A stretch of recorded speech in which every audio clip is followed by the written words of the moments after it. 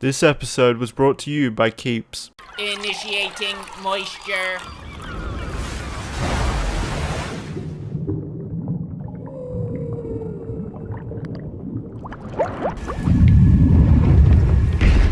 Going somewhere? I recognize that stance. Perhaps you've had some training after all. Who's your master, Padawan? Someone I killed, perhaps? Star Wars Jedi Fallen Order is a lot better than I expected it to be. I'm happy to say it was a lot of fucking fun from start to finish.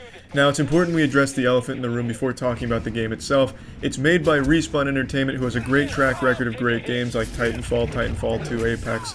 But it is published by EA, who's the devil. It's like Voldemort. You can't say the name out loud. To all the hardcore gamers, you avoid EA games like showers. Or at least that's what you say on Reddit, but you still buy all their games and shit.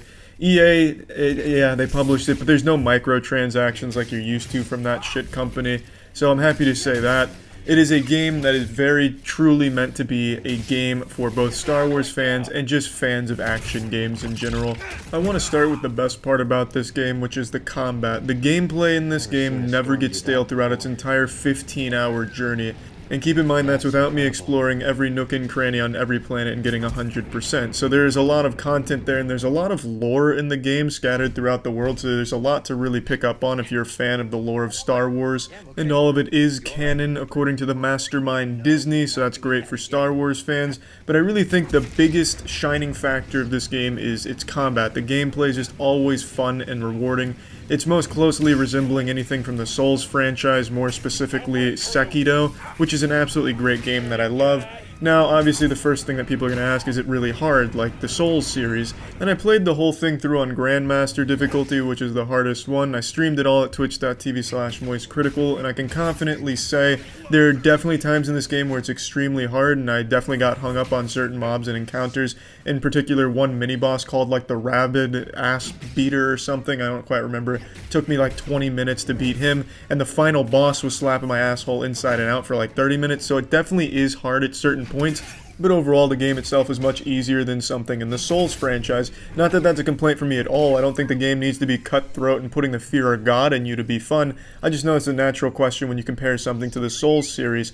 Now, I think the reason why it's easier than most games in that franchise is the amount of tools you have at your disposal. You get so many really fun and interesting force powers that you can constantly use in a fight to turn the tide in your favor. If you're tactical enough, if you have a galaxy brain, and you're getting attacked by 5 stormtroopers and a goat on Zepho, maybe you lead them to the edge of a cliff and you jump over them, do a giant force slow on the entire mob, and then force push them all off the cliff, wiping the board instantly. There's a lot of really cool powers that you can use in these fights that make it a lot of fun, but the one-on-one fights are just as fun, if not more fun, because the parrying mechanic I think works really well. It's very flashy, and there's some decent combos that you can use, but it's not a very combo-heavy game. It's more so on timing and rhythm, just like Sekiro was. I really enjoyed the combat start to finish. There's more than one lightsaber style. There is double-sided lightsaber, of course, which is iconic. And I just think there's so much to play with and a lot to enjoy when it comes to actually fighting enemies. And there is a lot of enemies to fight. There's a lot of fucking hardcore action. And outside of the action, I think the puzzles are pretty well made. Some of the puzzles definitely had me looking pretty goddamn dumb on stream. But I think that's what makes them fun, is when they're challenging for you and you have to really think hard to figure out how to get to the secret or find a collectible or get an upgrade or just progress in the game. There's a lot of puzzles and there's a lot of ways of approaching them, and I think that's very nice. And I also just like the map design in general. Everything connects in a pretty intuitive way, so you're never overly lost, and there's a good map system that you can always access and just figure your way around. It's just overall, the gameplay, everything in that department is super enjoyable. Not only the combat, just everything surrounding it. The only thing I will nitpick on a bit is there are mini-bosses that defend upgrades occasionally, and they're just reskins of enemies you've already fought. They're not very inspired mini-bosses. Sometimes they're challenging, yes, but they are, in general, just a reskin of what you've already fought. So that's a little disappointing that they didn't put much work into that, but it's not that big of a deal. Enemy variety is pretty decent across the board. Most of the shit you'll be fighting is animals, slug goats, Darth goats, big toads. But outside of that, there's also the stormtroopers, purge troopers. It's a lot of stuff to fight, and it's nice. I really enjoyed everything in that department. Soundtrack as well is something that stood out to me. I think Star Wars has always had a really strong soundtrack. Although the movies, in my opinion, are not all that great, the soundtrack always is. The soundtrack always fucking slaps, and that's no different in this game. And the characters in this game, I think, are also well written, well acted. Although they look very goofy at times because the animations betray the characters, I think that's something that they didn't put a lot of work into, is making the animations fluid. The game often feels a bit clunky when you're moving around the world. Platforming sometimes ends up a disaster because you'll phase through something or clip through something, or you won't grab something when you should. You'll wall run, but you'll end up wall running right into your own fucking death and plummeting straight to hell, just for no reason other than just the game not working entirely as it should.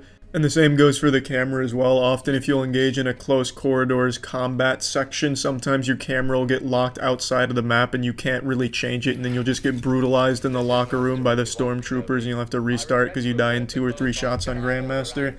So sometimes that clunkiness gets frustrating, and it's definitely there, and you can really see it in certain animations, especially the run cycle. The run cycle is downright goofy if you're sprinting. I'd recommend just not even sprinting so you don't break immersion, because no one sprints the way this guy does. Looks like he's just carrying a fat load of shit in his pants and trying not to let it spill down his legs. But I mean, really, overall, the game is just a joy to play, and it comes with a really good story that I think is very engaging, and it's well told, albeit goofy at times, and I think their attempts at humor in the story don't land at all. They're really just half-assed and ham-fisted attempts to throw in like simple one-liners towards the end of the game or in the middle, and it just doesn't really work. But the story overall is just really well told, and it's super nice to see, and especially since this takes place in between the 3rd and 4th movie, it's really good to explore that area, because I find that to be a really fascinating time period for this franchise to explore. Seeing the clone troopers turn, spoiler alert, I guess. It's just a really fun set of set pieces that this game brings, and there's a lot of cinematic elements that I think work really well. Sometimes when they throw in a QTE, a quick time event, I think it's a little goofy. It should have just been a cutscene, but I just really enjoyed the game. Plugging this into the moist meter, I'm giving Star Wars Jedi Fallen Order a fat 85%. It's a game I'd recommend to anyone who really likes an action game, or if you're a fan of Soul Series combat or Sekiro combat. There's a lot in this game that it has to offer. You don't have to be a Star Wars fan to enjoy it, and you don't have to be embarrassed by it either. At first, I thought this was going to be a game for only like the hardcore Star Wars fans, you know, the guys that finger gun into their mirror pretending to be Han Solo or petting their action figures before they go to bed. But it's not. It's a game that I think anyone can really enjoy. I know I certainly did. Did you know the real reason Anakin turned to the dark side of the Force was because he had spooky visions of hair loss? This is a vision many men suffer from though, since 2 out of 3 men will suffer from hair loss by the age of 35. Instead of cutting down younglings though, you have a better choice. Introducing Keeps. Keeps offers you proven treatments that help cut down on hair loss, meaning you can keep your locks for longer. With Keeps, you can visit a certified doctor online and get the medication shipped directly and discreetly to your door. The fact is that prevention is key if you want to keep your hair, so if you notice any thinning at all, hop on Keeps as soon as possible, as it has up to a 90% chance of stopping and reducing further hair loss.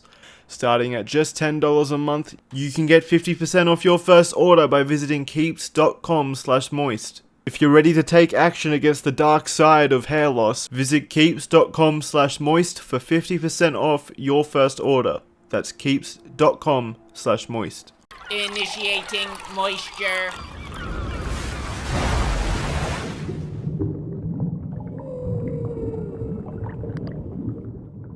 Welcome to the Moist Meter. Today we're taking a look at Dying Light 2, a highly anticipated sequel in a game that I was very much excited for. Recently replayed the first Dying Light just to get the juices flowing, get back in the swing of things, and get ready to put ass to face and hardcore parkour.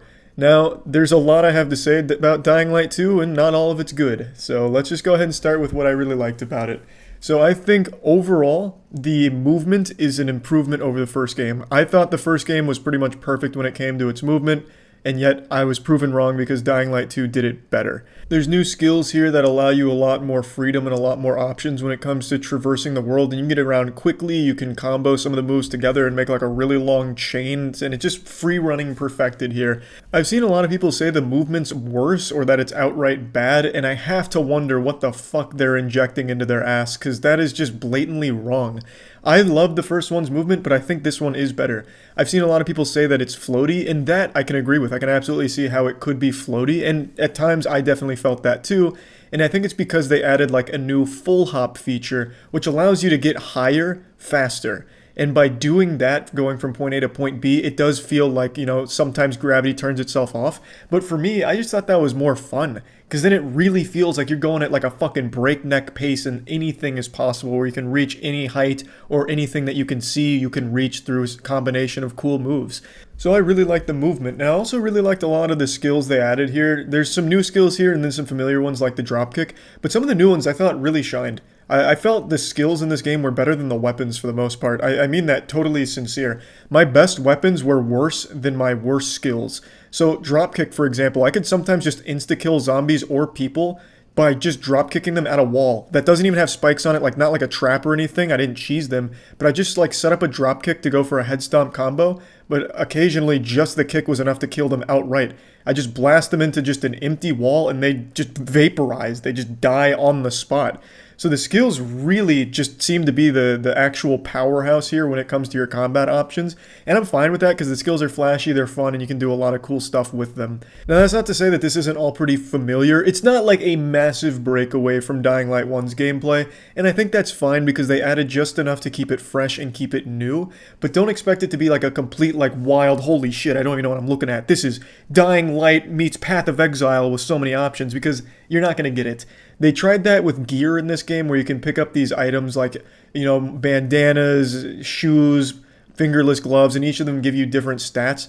But it's super arbitrary and basic. It's not fleshed out and it never really feels impactful. So like there's loot that changes some of your stats around, but it never really feels like it does anything. At least it didn't for me. So I just chose everything brawler to get a little extra damage on my one-handed or two-handed weapons, and I still never felt that it contributed much at all. Whether I had it or not, it felt about the same in terms of power. So that system wasn't fully fleshed out. Crafting system's back. It's still just as refined. It works almost exactly the same. Same with modifying, though I didn't really use very many mods in my playthrough. In fact, I didn't even really visit any merchants in my playthrough because I mainly just used the skills. I had more fun with that than just using weapons, which isn't to say the weapons are bad. They're still cool, they're creative, and they're fun. And when I did strap a couple mods on, it did make them goofier and more fun too. But again, nothing drastically different here in that department either. One change I did notice right away is the enemies take a lot less to kill in the early game.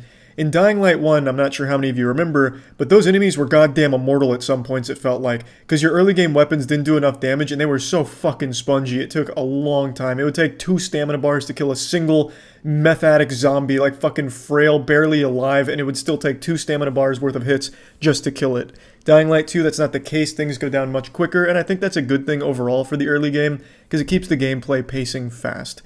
This is pretty much where my compliments for the game end and where I'm going to get a little harsh on it. The game is much, much more focused on its story. Like, they really wanted it to shine here, so the entire early game is spent just with dialogue between characters, constantly exposition back and forth, vomiting from each other's mouths, more and more information, and a story that isn't good. The narrative is just unfortunately not great, and this game has one of the worst endings I've experienced in a AAA title in a long time. I'm sure I've said that at some point over the last decade, but this one had me scratching my head and just angry at how fucking nonsensical and bad the ending of it was. I'm not going to get into spoilers, but I do want to get that out there, that I felt like this game is an absolute mess narratively. They tried something very different from the first one where you have choices in some of your quests, and the choices do make trivial differences. Like, you do change things around, and at the time it feels like it's a big deal, but by the end of the game you realize all of those choices you made are worthless. And they don't actually contribute to the endings. There are multiple endings you can get, but your choices, like, throughout the game aren't a huge impact on where you ultimately end up. Those, like, game-changing choices are at the very end of the game. Everything that precedes it, kind of worthless. But it does feel good in the moment to, like, feel like you have an impact on the narrative, even if it's just the illusion of choice. But the story is really abominable. The characters are super generic, super forgettable, and sometimes some of the characters just felt like the voice actors were just pretty lazy with them. I don't feel that way about the main character, Aiden. His voice actor, Jonah Scott, I thought crushed it. I thought he was a real standout here, but everyone else just seemed like they almost phoned it in at times. And I really think it's just because the writing didn't give them a chance to shine, because it's bad writing. It's just not good. Nothing about the story worked. when it started building in the middle, I was like, oh, I could definitely see them trying to like bring this here and maybe that would be great, but they never do. They never actually set anything up and finish it. It's just a bunch of like blue balls, and then it feels like they forget about characters sometimes, so then they'll randomly show up with no explanation. It's just so much is wrong with the story, and it's really unfortunate too. Almost everyone agrees that the first Dying Light story was dog shit, and somehow they did it even worse this time around. And it's because I think they put so much emphasis on it. Like, every single thing you do in this game ties into like a cutscene or dialogue between characters, so you're constantly getting inundated with the story that is just not good. It is just not working. The side quests, however, I actually thought the side quests were better than the mainline quests. I didn't do a ton of side quests, but the ones I did do actually felt good. Like, the side quest, like, they had a complete story with these characters that you meet for a brief period of time. You get some closure on some of them, and it feels pretty weighty and impactful. And that was nice. The side quests I actually enjoyed a lot more than going through the main story, which is surprising. So whoever worked on those definitely wasn't on board for the main quests, I would speculate, because god damn. Now, moving on from the story, there's a lot of quality of life improvements that I really appreciate, but there's one thing they added in here that I just couldn't get over in the early game. The stamina system that they introduced here is different from the first one. When you're climbing shit, you have the stamina meter that is constantly ticking down, and it makes it so you just can't climb things you feel like you should because your character just runs out of breath and falls and dies. The stamina is unforgiving in the early game until you get to like level 3 or 4 stamina. Then you can finally start to explore what you want to explore. But until then, it just feels like it arbitrarily slows you down by not letting you explore these places because your stamina is not high enough. So I really didn't like that system that they introduced there. But most of the other quality of life things they added, I did appreciate. That one just stood out as a real not fun thing that got brought on board here that I'd like to just briefly mention. And of course I need to talk about the glitches in this game. A ton of people are experiencing game-breaking bugs, file corruptions, whole files being deleted out of nowhere, and tons of problems. I played on the PC. I didn't experience any glitches until the end of the game, and for 2 hours all of my cutscenes were broken. They'd play out like a kid playing with action figures. They didn't actually animate or move, so it'd just be ghosts holding things and the objects they were supposed to be interacting with floating, and it was so enjoyably goofy. Of course it was broken, and I could have fixed it by exiting to the main menu or closing the game or something, but I just got so drawn in to the goofiness of these broken cutscenes. I actually started caring more about the story when the cutscenes weren't working, honestly. But up until that point, I didn't experience any glitches other than the occasional zombies getting stuck somewhere or some prompts not working right away or clipping, but nothing that ruined the experience. But that last one with the cutscenes, that was a fucking crazy one. Another thing that I definitely want to bring up is this game is much less intense than the first game. In the first game, going out at night was terrifying. You were probably going to die. The last thing you wanted to do was be out at night in the early game because you were going to get your shit fucking rocked, your cheeks clapped. Being out at night was dangerous. There were so many zombies in the world that were also dangerous. In this game, Dying Light 2, there's almost no zombies in the game in general. They're always like hiding out indoors, and even when you go indoors, they don't really get alerted and they don't really fight back. Going out at night isn't a problem at all. They usually can't catch you, and if they do, they don't really do anything to you. They just like let you go. They'll like shake you down for your lunch money quickly, like give you one slap and then pat you on the ass as you run by. Like, being out at night is no problem in Dying Light 2. The chase system they have here takes so long to hit like 4-star wanted level, the level 4 chase, that you'll just never actually hit that unless you're trying to like farm or something maybe. But even when you do hit that level 4 chase, it's still not nearly as hard as it was in Dying Light 1. The zombies just don't play any role in this game. Narratively, the zombies are non-existent. Everything in this game has to do with the peacekeepers versus like the bizarre survivors and just other people in general. It's only human versus human. There's almost no zombies that you'll encounter playing through the missions at all, including the side quests. The zombies just don't even exist in this game in general unless you go out at night, and even then it's minimal. So that kind of blew me away. Really surprised me just to see how little zombies there were in a zombie game. There isn't a single time you even fight a volatile. It's just crazy. Like, I don't understand why. I think they really just got so lost in this narrative that they seem to be proud of that they just forgot that zombies even existed in the world to begin with. So plugging Dying Light 2 into the moist meter, I'm giving it a 65%. Overall, I enjoyed my time with it, but there were a lot of problems with the game. I think the gameplay shines. I think the gameplay is on par with, or even at points better than the first game, but there are a lot of other factors that really do hold it back, which is unfortunate, but like I said, overall I did enjoy my time with the game, and yeah, that's about it. So yeah. This episode of Moist Meter brought to you by Godslap. Issue 3 is out right now at godslapbook.com. You can find links below in the description. Go check it out. Initiating moisture.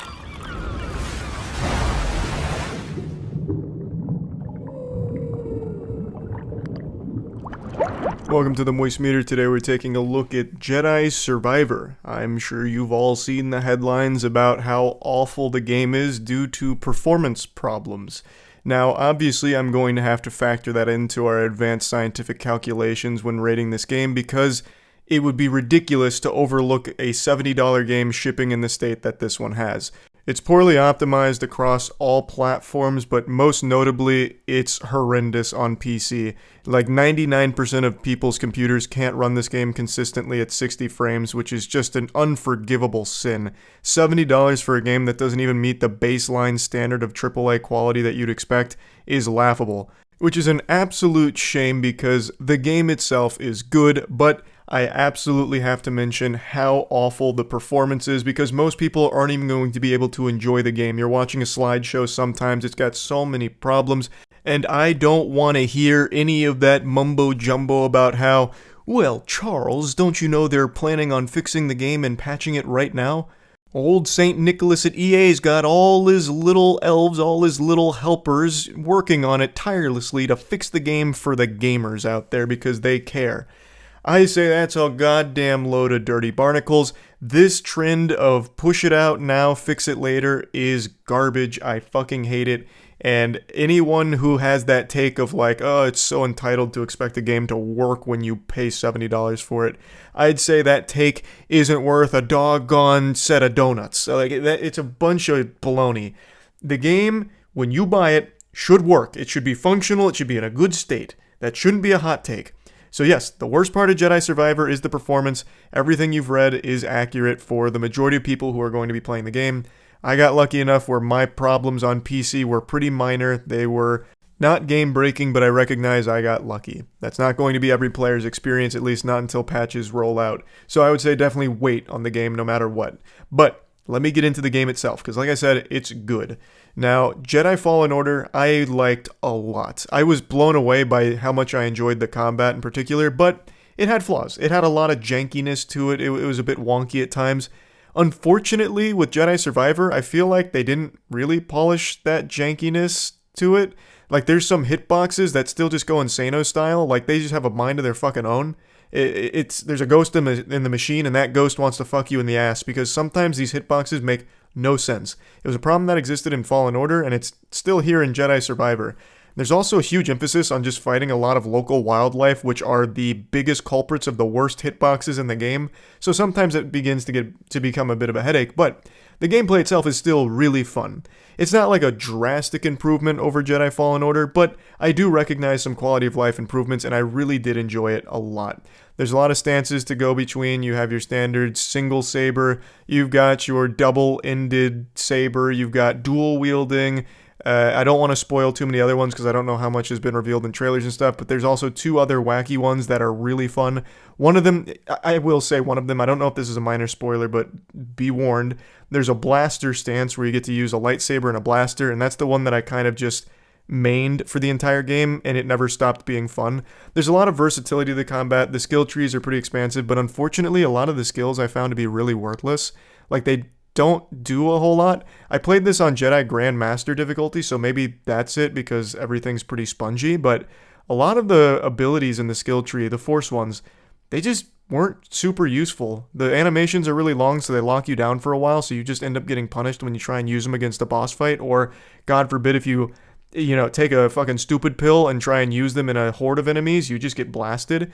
It's just a lot of the Force abilities didn't have a huge purpose for my playthrough, so I didn't find myself using them a lot. And I'm talking about force abilities for the saber stances. The other force abilities like force push, force pull, lift, slam, all of those were always useful and a lot of fun to toy around and experiment with. You could cheese a lot of things with a force pull if you upgraded it.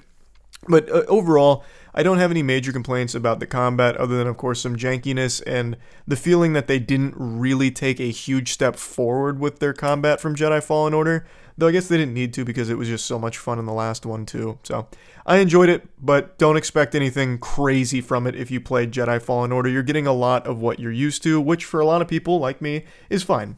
Now, luckily this game is a long game, so you're going to have plenty of time to have fun with the combat and toy around with finding some optimal strategies that suit your playstyle. It took me a long time going through it. I did a lot of the side content. I killed pretty much every legendary boss, and that's like a minor complaint I have. There's only 2 legendary bosses that aren't just recolors of normal enemies with a name. And that's Ogdo and the Rancor. Everything else is literally just the normal enemies that you encounter, but this time they have a name like Ugmog or something, but it's the exact same moveset, the exact same everything, they just have a name now. And their health bar isn't even that much bigger. So the legendary enemies, while a cool concept, was pretty underwhelming past Ogdo and the Rancor. And fuck Ogdo and fuck Spawn of Ogdo. I killed both of them. I even did the double Ogdo fight where you fight Spawn and Ogdo together. I fucking triumphed on Jedi Grandmaster difficulty, probably the only one in the world that did it, so I'm a real champion out there. Point is though, there's a lot of time to play around with the combat, though I do think the legendary bosses had a lot more potential than was realized here. And outside of that, the game's just massive. There's a whole lot to explore. I did a lot of exploring. There's challenges that you can do, like parkour challenges for skill points, as well as just upgrades. It's just a huge game. I was blown away by like the size of the worlds, like, and how much there was to do of it in there. There wasn't a ton of worlds to visit, which I think for a lot of people might be disappointing, but the worlds that you do get to visit are massive, with a lot to them. A lot of puzzles, a lot of parkour. The parkour is fun. The puzzles are fun, although the puzzles aren't exactly brain busters. The parkour always makes it enjoyable, and it's super smooth. There's also a lot of wacky, zany characters in this game that even offer fun little mini-games. Like, there's a whole Hollow Tactics mini-game, which is a little strategy game within the game where you fight units against other NPCs, and the units that you can use for your squad are units that you scanned in the main game. So you'll kill a Rancor, for example, you'll scan it, and then you can use it in the game. Although I don't think you can use the Rancor, so bad example. But you kill enemies, you scan them, then you get their card to use in that minigame, which is cool. There's also a gardening minigame, which is cool. There's just a lot to do. I was really surprised by just how much depth there was. There's a lot of meat on the bones of this game. Now let's get to the narrative. I've been putting that off because I have such mixed feelings on it. I really like Jedi Fallen Order's story. I had a great time with the narrative. I thought they built up something special. In Jedi Survivor, I felt the same way. I actually thought they did a great job with the story. I was drawn in immediately. I really think a lot of the characters they introduce here, as well as like the big bad, was very cool and compelling. And I don't know if this is a spoiler, so just in case, another minor spoiler warning. It deals with the High Republic, and I always think that's such a cool setting to explore and a cool time period to explore for Star Wars, so the High Republic plays a crucial role in the narrative. However, this is where my feelings get mixed. The game really loses its footing in the final act, and not even the final act, really like the final 10%. It's really just right towards the end. They had great narrative beats throughout. I really thought they were fucking hitting a great stride. I was a little underwhelmed that the Empire was kind of absent for a lot of it. You were mainly dealing with raiders, but that's not a huge complaint. I thought overall they were doing a great job with the story right up until the end. It seemed like they had a great idea, and the idea itself for what happens at the end is great, but the motivation behind it and exactly why things are happening the way they are gets very silly, and you have to suspend disbelief and just accept, wow, this is happening because the characters are fucking stupid. Like, that's the narrative point. They're blinded by stupidity, and that's why what's happening right now is happening. Which just isn't very satisfying as a plot point, like, so it's because everyone's fucking dumb all of a sudden. Everyone's just a buffoon now. Got it. So that's why this final act is happening like this. So that was really disappointing because I don't think they stuck the landing. But I do like where the game leaves off, and I'm really excited to see them explore more in the future because I'm pretty sure they plan this as a trilogy. So I'm really excited to see where everything picks up. But overall, there were so many great moments from the story. I can't be like mad about it. I do still think I walk away from this game with a very positive impression of the story, minus that very last bit towards the end of the game. And now just a little nitpick. Throughout my game, I put on a poncho after defeating Spawn of Ogdo, and that fucking thing would not stop glitching out. But not only that, so many times there was a ton of visual bugs and noise from like the characters. So like I'll be fighting two enemies and all of a sudden their cloaks will just start spiraling out of control and taking up my entire screen, fucking blinding me. Like all kinds of like wildness. So there, even outside of performance problems, there are just some like bugs that happen pretty often throughout the game, but not the biggest deal in the world to me. It's not something I get super upset about, but just something to make note of. And like the final boss fight, there was moments where I was just getting teleported around and like attacked in the void, which was clearly not supposed to happen. So there are just some bugs to be aware of. Overall though, one other thing I want to mention, the soundtrack fucking slaps. Absolutely fucking slaps. Star Wars soundtrack always goes hard though, but I just always like to make a special mention when it just pops off the way this game does. I just love the soundtrack. Now, plugging Jedi Survivor into the Moist Meter, I'm unfortunately going to have to give it a 70%, and that's mainly because of the performance problems. In fact, 70 is even kind of high. I really can't stress enough how strongly I feel about how bad the business practice is of just shipping a game out knowing it's in a bad state where a lot of players won't be able to enjoy it. That shit makes me so upset. The performance issues hinder this game greatly. Without that, I'd probably give it like an 85%, pretty much exactly what I gave Fallen Order, because I really think both games are really good. I don't think this game was a massive step forward over Jedi Fallen Order, but it was still extremely enjoyable, and I had a great time with it, and it's just, once again, a shame that it shipped the way that it did. I'm confident they are going to fix those problems going forward, so I would say definitely hold off on buying this for a while until those patches are in place. And that's about it. As most of you know, we started our own comic book series called Godslap. Everyone who's read Godslap so far has unanimously agreed that it's the best comic ever produced, and Godslap is well on its way to becoming the biggest name in all of comics, overthrowing Marvel within the next 5 years, according to recent scientific projections that I'm pulling out of my ass. It's a passion project created by myself, Jackson, Danny, and Matt, and we brought in an industry veteran named Aubrey Sitterson to help write it with us, and we're extremely proud of what we've created. Issue 1 and 2 are already out, and Issue 3 came out today, as of right now. Issue 3 is available at godslapbook.com, and per usual, this is the standard cover, but we also have 2 limited edition variants, which will only exist until they're sold out, and then they'll never be reprinted. So they're available at godslapbook.com. Initiating moisture.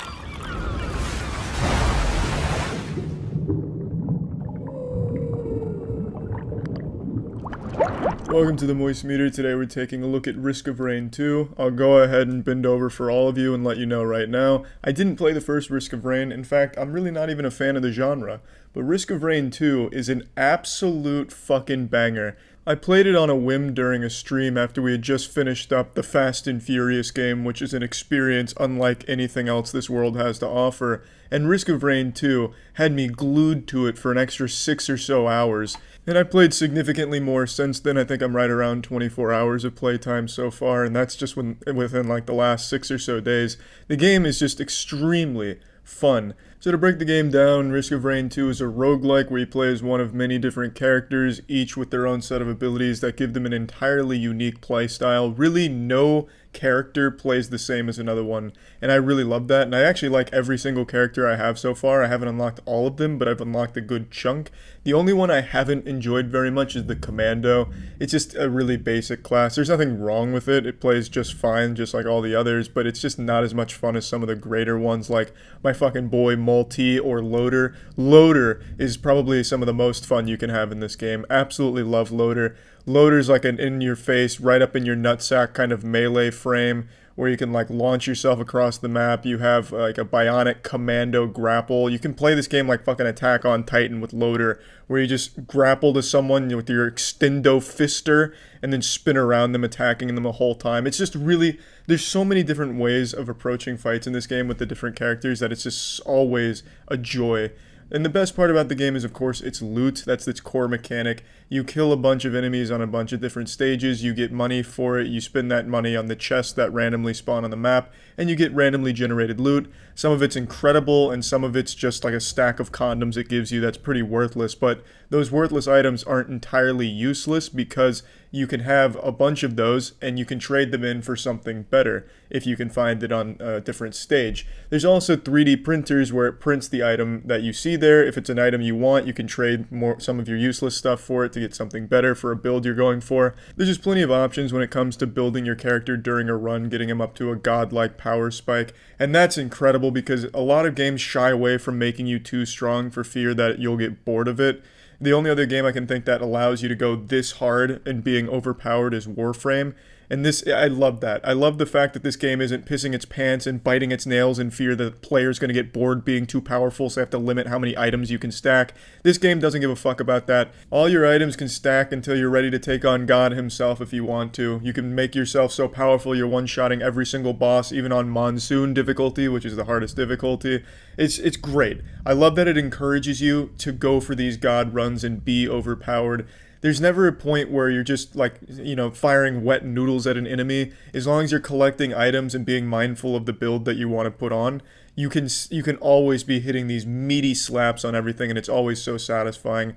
Every character has so many cool fucking abilities to use and to take care of enemies. It's just an absolute joy. I also really like the progression in this game where you unlock units by performing some specific, very challenging tasks. So when you do get the unit, you actually feel like you got a big reward and you earned it. I like that it's just not freely given to you. You have to actually work for it. And like I said earlier, you can get up to this godlike status of power, but the game's not easy. This game is by no means some kind of pushover where you'll come in here like half overdosed on Xanax and still pull off an easy god run. This is an extremely challenging game. Things can go wrong in a fucking instant. If you take your eyes off of the computer screen during a monsoon run, like maybe your dog took a shit in the corner and you look to check what that smell is, you're probably going to die in that brief moment that you weren't watching the game. This game can get hectic, chaotic, extremely fast, and I love that. It's extremely challenging, very rewarding. The final boss in particular, I think, was great. The final boss, he will spread those cheeks and then come in for seconds for dessert. I found the whole last stage great, culminating in a wonderful boss fight, complemented by some amazing music. Risk of Rain 2 has an incredible soundtrack. It absolutely slaps. I want to mention that because the soundtrack in here, it really caught me by surprise as well. It was really fucking good. Sound design was fantastic. Now keep in mind, when I say final boss, I don't mean like you beat this boss and you beat the game, you're never coming back to it. It's not exactly like a narrative, story-heavy game. It does have a lot of lore to it if you care about it, but that's more of just like a secondary thing to just kind of pay attention to. You don't have to be like, digesting all of this information and exposition if you don't want to. It's you reading things about the lore and about the items that you get a story. So when I say final boss, I just mean the last stage in a run. You will absolutely be going back through and playing again. Just because you beat the final boss doesn't really mean shit, because there's still plenty of things that you can still do and accomplish. Overall, I really have no complaints at all about this game, at least nothing that I can actually put as a complaint on the game itself. Just the nature of the genre where things are randomized. Sometimes you just get absolute garbage for loot, or sometimes you can't even find any chests and all you're getting is little gunner drones that you can buy, which isn't as good as just getting an item. So sometimes you just get absolutely fucked in the ass on loot, which isn't the game's fault, that's just the nature of the genre. So there's really nothing to hold against the game there, but that's like the only time I'd get frustrated with Risk of Rain 2, is when it was just out of my control and just down to bad RNG. Plugging Risk of Rain 2 into the moist meter, I'm giving this bad boy a 95%. I have absolutely no complaints about this game, and this was one of the biggest surprises I've had in gaming in a long time. I didn't even expect to like the game. I thought I was only going to play it on stream for like an hour or two just because so many people recommended it, but I've fallen in love with it. I think Risk of Rain 2 is an incredible experience. It has a multiplayer, which is, it's good, it's fun with friends, but it is competing for loot, which is kind of frustrating for some people. So I could totally see why a lot of people might be a little apprehensive about multiplayer and sharing that loot like that. But overall, there's just so many things to do in the game, so much replayability, so much versatility when it comes to builds with different units. I just absolutely loved Risk of Rain 2. Fantastic game, and yeah, that's about it. So yeah. This episode of Moist Meter was brought to you by Dashlane. Initiating moisture.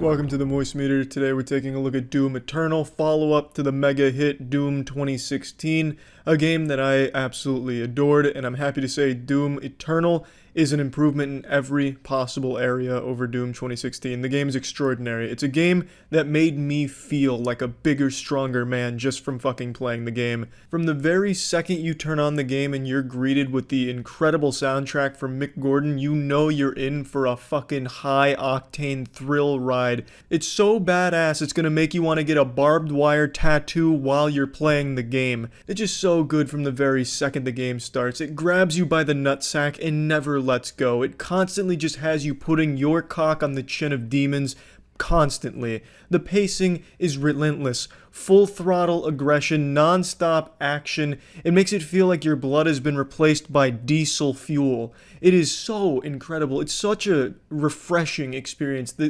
FPS gameplay is so crisp, so smooth. The movement is magnificent. There's so many new mechanics this time around too. It's a lot deeper than Doom 2016. A lot of weapon variety and a lot of different purposes for each weapon, so you'll be constantly switching in between weapons during a fight because you're going to be mixing and matching what works best against what enemy. Let's say you need armor, well maybe you'll use the flame belch and then hit them with a blood punch so that we get like this fat fucking pinata explosion of armor drops. It's so good. There's a lot more strategy to it, a lot more depth, and it's a lot more fluid. It just feels incredible. When you go through a Slayer Gate, which is a really challenging optional arena that you can do, and if you beat it, you get a key, which unlocks a powerful weapon if you collect enough of those keys. You'll go through this gauntlet of thousands of demons, this horde of meat that just comes after you, from the most pathetic, pitiful, small demons, you know, the demons from the person that pirated a movie one time, to these fucking hulking, gigantic beasts of legend, and you'll grit your teeth and fail multiple times on nightmare difficulty until you finally triumph and get that incredible reward. But all the while that you're getting your ass pounded, it doesn't hurt. It feels great because the maps are so well designed to complement high flying action and just constant movement that it just always is fun just to get in there, even if you are getting your shit pushed in. And you will eventually get better and push through it regardless of your level of talent in the game, because you'll want to, because it's so goddamn fun. It is just so enjoyable. And I also like to say the narrative in this game I actually really enjoyed. I thought the narrative was really entertaining, albeit not the best written thing ever made or anything, but it was super fun. And it shows you just how fucking cool Doom Guy is. You know, just this remarkably imposing presence that everyone, man, woman, child, demon, angel, God himself fears and regrets creating. It's just really cool to have this really badass character and have a story all wrapped around how badass he is. I just really enjoyed that. And I can't compliment the soundtrack enough, by the way, because the soundtrack throughout the entire campaign is just a straight up banger. Real boner jams from Doom Eternal. Really, really solid stuff there. Everything is great. The aesthetic design, every level feels nice to play. Every map is so fucking nice to play around with. The only thing I felt was even a little bit clunky was swimming. I don't know why they even included swimming. It just slowed everything down, and it's not like they were puzzles or anything. It was more just a chore finding exactly what you needed to bash into.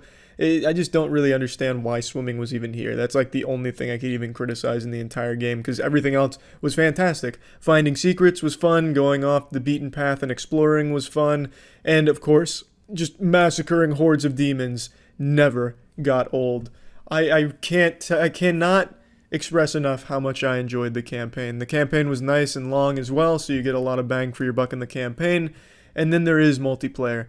The multiplayer I don't think is bad, but I also don't really think it's good. It's just kind of really mediocre. It's just something that's kind of like this aftermath. Like you're riding the high of beating the campaign and you want more. And there is more. There's master levels and shit, but there's also multiplayer if you want like even more. And you'll go from like a full chub after the campaign to just kind of going a little soft from the multiplayer. Again, it's not bad, it's simple. There's a Slayer, there's 2 demons. It's a 1v2 scenario. You go against demons as you would in the campaign. You have regular AI demons that you fight. You get all the shit you got from them in the campaign, but there are 2 demons that are picked by human players and they're trying to kill you, obviously. So if you kill both demons, you win. If you kill one demon, the other demon has a respawn timer, and if he respawns, you have to kill them both again. You have to kill them both before one of them respawns. That's how the Slayer wins, and the demons win, obviously, if they kill you. There's a bunch of different powers that the demons can use. There's loadouts that you can use, different ability cards, shit like that. There is a little bit of depth to it, but I just didn't really find myself enjoying it all that much. I just think it was wasted potential not to create a multiplayer that was an arena shooter using the gameplay of Doom Eternal, because it would have fit absolutely beautifully with an arena shooter style. And I know arena shooters are pretty much dead these days, and I think that's a shame because arena shooters are a lot of fun, especially when they're done well, and I think it could have been done well here. Maybe in the future they'll add that, I don't really know, but as it stands, the multiplayer is just kind of like this afterthought, like, you're not going to be getting this game to get lost in the multiplayer. That's just going to be something that you remember when you're just bored after beating the game for the 5th time over on Ultra Nightmare. It's just not great, not bad, and it doesn't bring the game down, I'd say. I don't think it really takes it down a notch or anything, so plugging Doom Eternal into the moist meter, I'm giving it a fat 95%.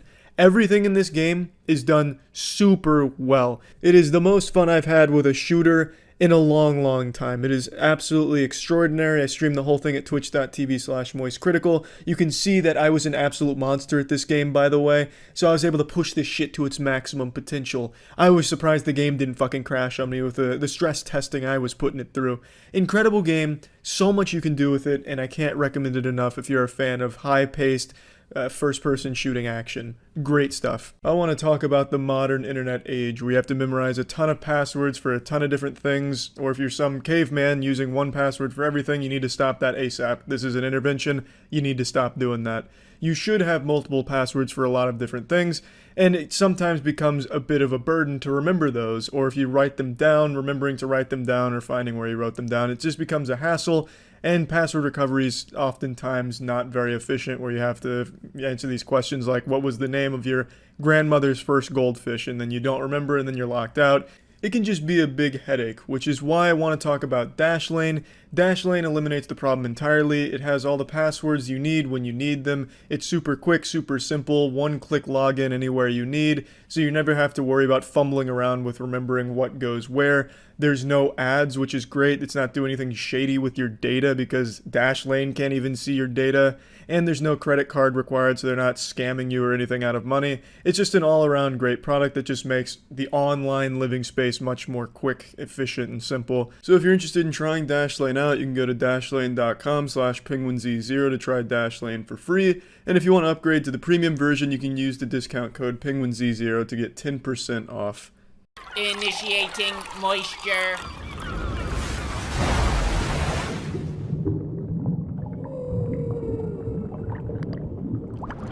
I finally fucking finished Death Stranding, and now I'm left confused, and yet enlightened. I feel as though Kojima's brilliance has allowed me to achieve nirvana. I feel like I now have a higher appreciation for the finer things in art. I feel as if my farts smell better to my nostrils now. Because this game transcends anything you could possibly envision for a video game. This was one of the most tedious chores I've ever taken on in all 25 years of my time as an elite top-tier gamer. Let me get the best things out of the way: the story, the setting, the aesthetic, the writing. Though everything that's not gameplay is good. I'll expand on that in a minute, but let me just vent about the gameplay. Credits just rolled, and I need to tell you how fucking awful this gameplay is. Now, I already know saying that has triggered a fucking Winter Soldier response in some commenters that have their pinky out and finger on the trigger ready for a Reddit comment because I didn't appreciate the high-quality art. My American brain couldn't comprehend things that weren't bang bang shooty shooty, as Kojima says. Let me justify this position. No matter how you spin this gameplay, it is boring. At no point can this gameplay even be misconstrued as fun. It becomes tolerable at a certain point, but at its core the gameplay is deliver packages from point A to point B, and it's typically the slowest and longest journey possible. I had deliveries that extended 4,100 kilometers, and I had to approach some of that shit on foot due to batteries running out, lack of generators, or just the mountain being too high and not having enough supplies for it, because you couldn't prepare for a fucking journey that long. You'd have to take breaks, break it up. It's boring. It becomes tolerable with the shared universe where you can use other players' bridges and roads, which help you get from point A to point B. That's fine. But it's never fun. It's never enjoyable. It's always just a means to an end to get to great cutscenes and great writing and characters. Never do you revel in the gameplay and just take time to just appreciate the walking, the being an Amazon delivery man, being a fucking post-apocalyptic postman with a fetus in a pickle jar. It's never enjoyable. It's so slow. It's boring. Now, I streamed this entire game at twitch.tv/moistcritical. You can see that I did everything possible to make the game more exciting in its gameplay, to make it faster, more fun. I spent 4 fucking hours setting up an elaborate network of zip lines, which is the fastest form of travel, from every major location in the game, or so I thought. From the entire middle of the game, I spent setting up zip lines to make the travel between them faster, because this game is all about backtracking and delivering packages of fucking bricks from person to person. Excuse me, hologram to hologram. You deliver sperm and eggs. You deliver some trivial shit. You deliver pizza, porn magazines. Yeah, sometimes it's goofy, but oftentimes, not oftentimes, every time it's never fun. The goofiness is never enough to make the boring tedium fun. It's so insufferably, frustratingly boring, and there's so many anti-fun mechanics in this game for no reason. For example, the recycling mechanic could have been totally just done away with. Half of the mechanics in here and features seem so arbitrary and just there to slap the player's face with Kojima's penis and make it take longer for no reason. It just seems like it's there to be punishing for the sake of punishment. To give you an example, if you want to build a road, it takes a substantial amount of materials, metals for example. In order to get those metals there, you have to individually bring those briefcases and packages full of metal to it. You can use cars to help, but it's going to take multiple trips. It is beyond agonizing. You feel every yard traveled with those packages going to one of the auto pavers for a road, and then you probably don't even use the road because you progress past it, but then you'll get 20,000 likes from other players that have used your road and benefited from your hard work, the fucking sweat of your brow, the blood, sweat, tears, and cum you poured into getting that road built for them to go viral on the Death Stranding social network. It's just not fun at any point.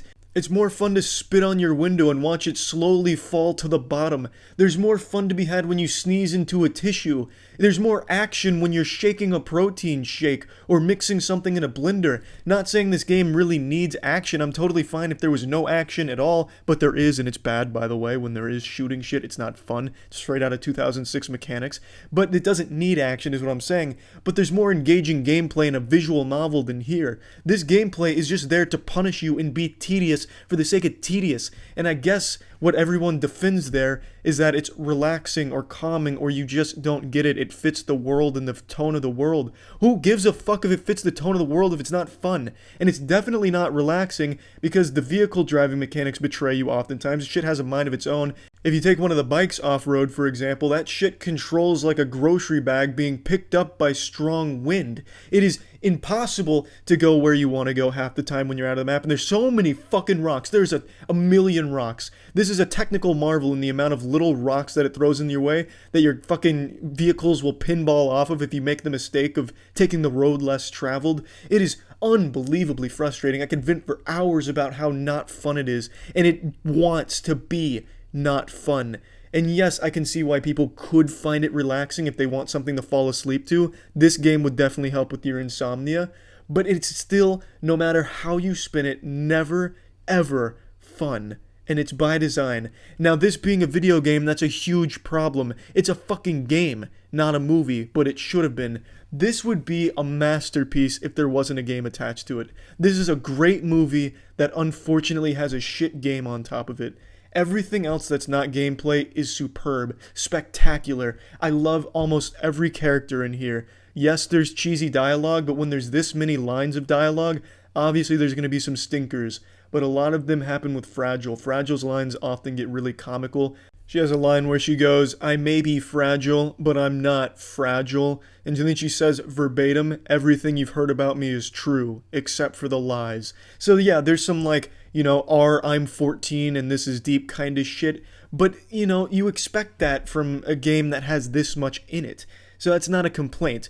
I love the characters and I love the writing. It has such a fascinating story. It has so many nuanced details to the characters and what goes on. And there's certain things you can do when you're in your private room. There's a lot of options available to you. There's just so much in it.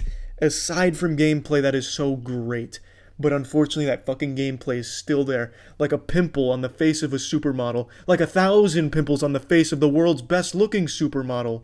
Graphically, this game is absolutely awe-inspiringly gorgeous. The settings you visit, the certain areas you go to, some of the, without spoiling anything, some of the certain enemies you encounter, some of the BTs, some of the, pretty much everything in this game is gorgeous and its design is flawless. The villain, Higgs, he looks great. It's just so beautiful to look at, an absolute marvel. But then there's that gameplay.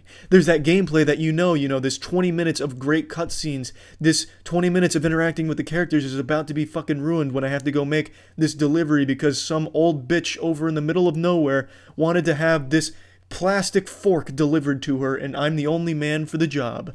And also the music in this game bangs. The soundtrack is so great. Every time a song comes on, it is a joy to listen to, absolute pleasure. But then there's the gameplay. You hear that song, but you're still playing the game, so now you're conflicted. Shit, I got shit gameplay, but great music. Fuck, if only the gameplay wasn't here. I'd rather just listen to the jukebox. I can't stress enough how miserable the gameplay is. I'm not exaggerating. I was genuinely miserable whenever the gameplay would drag on. I had a mission towards the end of the game in a snowy mountaintop. The entire snowy mountaintop area can suck the dirtiest part of my butthole, by the way. Where the mission was visit one area, go 1,000 kilometers to the left. After going 1,000 kilometers to the left to visit one mountaineer, I had to go 3,000 kilometers to the right to visit a doctor. After visiting that doctor 3,000 kilometers on the right, I had to go 3,000 kilometers all the way back to the mountaineer. After going back to the mountaineer, I had to go back to the main hub that I started it in, and then that was the quest line complete. It wasn't interesting, that was not well written, that whole side quest was not good, and it was the most tedious thing in the world because the mountains couldn't be traversed very efficiently. There were zip lines placed but in bad locations and also couldn't be used overly great throughout that area. I could go on and on, I really could. The gameplay is unlike anything I've ever played before in a bad way.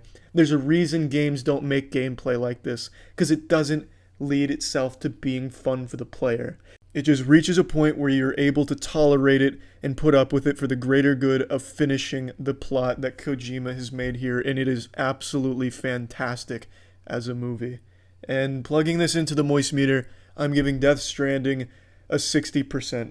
There's so much to love about Death Stranding, none of it involving its core gameplay loop. If that was just improved, changed, or just completely gotten rid of, this could have truly been a fucking masterpiece. And I have no doubt once Kojima does start making movies, they're going to be absolutely wonderful. But this game, I can't recommend it. What I would recommend is watching Death Stranding. Watch a full playthrough without the gameplay perhaps, or the sped up gameplay, but just watching the cutscenes, watching the characters, and some of the side quests I think would be much better than actually picking up the controller and playing this for 60 hours. That's it. See ya. The Moist Meter is a proud partner of our comic book series Godslap and Plague Seeker. Both are available at badegg.co. Link in the description.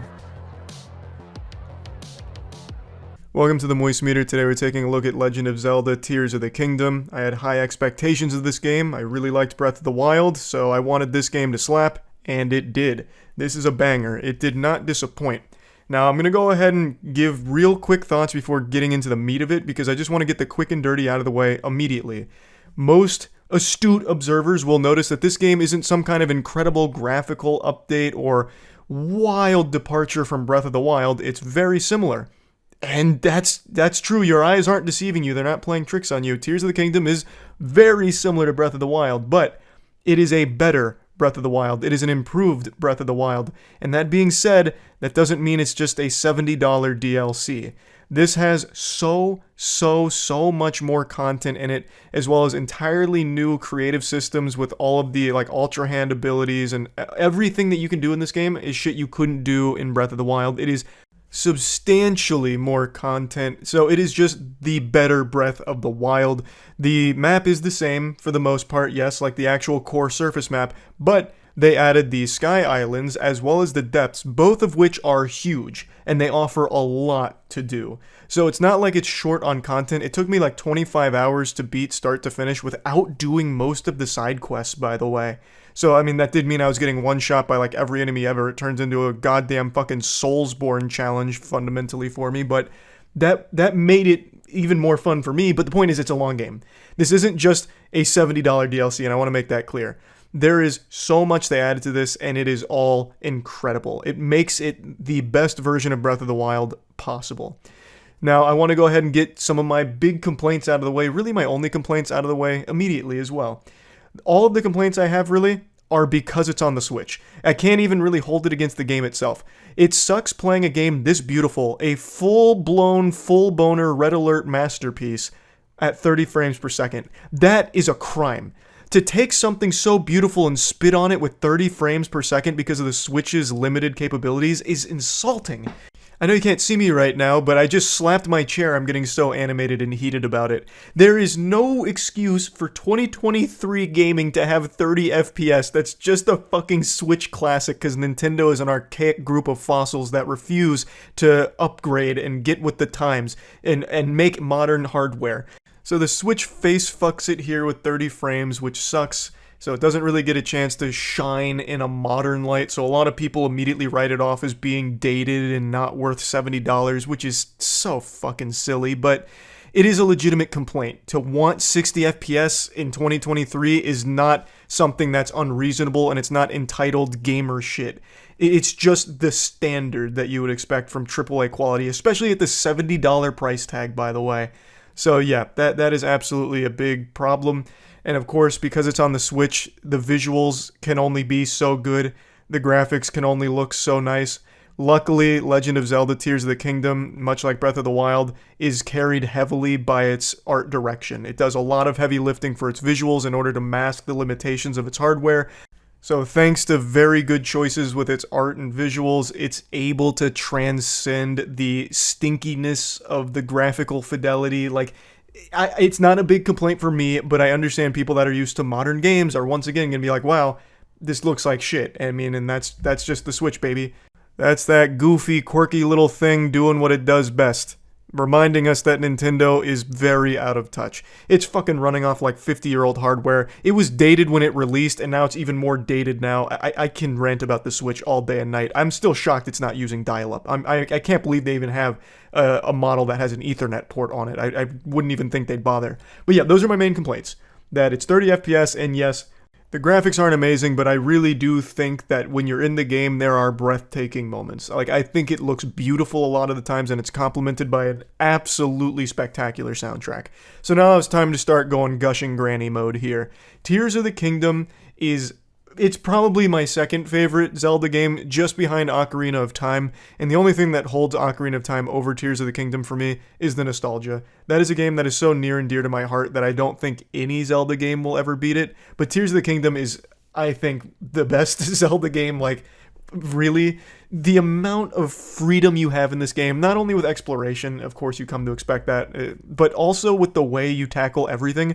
Puzzles have even more freedom for solving. Like Breath of the Wild, you can solve them in crazy ways, but in Tears of the Kingdom, it gets even fucking wilder. The tools they give you to play around with are just a joy to experiment with. So I'm sure you've already seen a lot of the memes and a lot of the videos created using one of the powers called Ultra Hand. In this game, you get powers that allow you to do things in the world, such as manipulate objects, manipulate machinery and technology. So you have like fans, you have rockets, you have all kinds of cool things at your disposal. And with one of the abilities called Ultra Hand, you can pick it up and move it around and stick it together. So you can build entire houses out of it. You've probably seen people build a functioning mech. So you could put together a bunch of different materials, a bunch of weapons as well, and turn it on, and you can control a mech and wander around the world in a goddamn fucking Gundam. It is so fun. And when you're solving puzzles in this game, it's always like enjoyable, because most of the time you're probably not even going to do it the way they intended. There's a set path for a lot of them, but you can tackle it however you want. They don't punish you for it. You can get as wacky as you want to get. I think 90% of the puzzles in this game, I did not solve the intended method. I used all kinds of stupid shit, like putting 2 fans together and then a steering wheel and then just flying around on a little like hoverboard Segway. It's just so fun what you can build with all of the tools here and how you can approach everything, including combat. So there's another ability called Recall, which is you can use recall on certain objects and certain things, and it'll just take it back through the process of wherever it was moving or whatever it was doing at the time. So you can even make traps out of this. You can take like 3 logs and a wheel, stick the logs onto the wheel and spin it around in a circle with Ultra Hand, and then drop it. And then you can recall it, and then it'll start spinning all on its own, and you can take that, and you can lure enemies into it, and it'll just start beating the shit out of enemies. It'll be like a wipeout thing, or like a fucking MXC, Most Extreme Elimination Challenge, Takeshi's Castle type of obstacle course you can make them run through this gauntlet of traps. It's so fun. Like, it never gets old experimenting with it. You can make an Apache helicopter. Like, the possibilities are truly limitless. So I cannot praise that system enough. I think it is so fun. And of course, it also has fusing, which is its core gameplay mechanic. So fusing allows you to take these objects in the world and you can fuse them to weapons. Pretty much everything is fusible. Like, if you can dream it, if you can touch it, you can probably fuse it. So like, for example, if you go to a bomb flower, you can fuse the bomb to your shield, and then when you do a shield surf, where you jump onto your shield and surf around, the bomb will blow up and give you a giant boost, a giant jump, which to me honestly reminds me of old Legend of Zelda speedrunning with bomb boosting. So that was a cute callback. I don't know if it's on purpose, but like, there's just so many capabilities with fusing. You can fuse bosses' toenails to your swords to give them an attack power boost. You can fuse different gems to your weapons in order to give them different qualities, like lightning, fire, shooting fireballs. It's so good. It's so fun, and it makes everything a really great experience. Until, of course, your weapon breaks, because the durability in this game, you'll swing it 3 times and break it on a fucking log or something. Durability system's back. I'm not mad about that. It's the only thing I really didn't like about Breath of the Wild, like, as a core mechanic. I just find, and this is across the board, not just Legend of Zelda, that durability systems are kind of an anti-fun mechanic, where it's just tedium for the sake of tedium.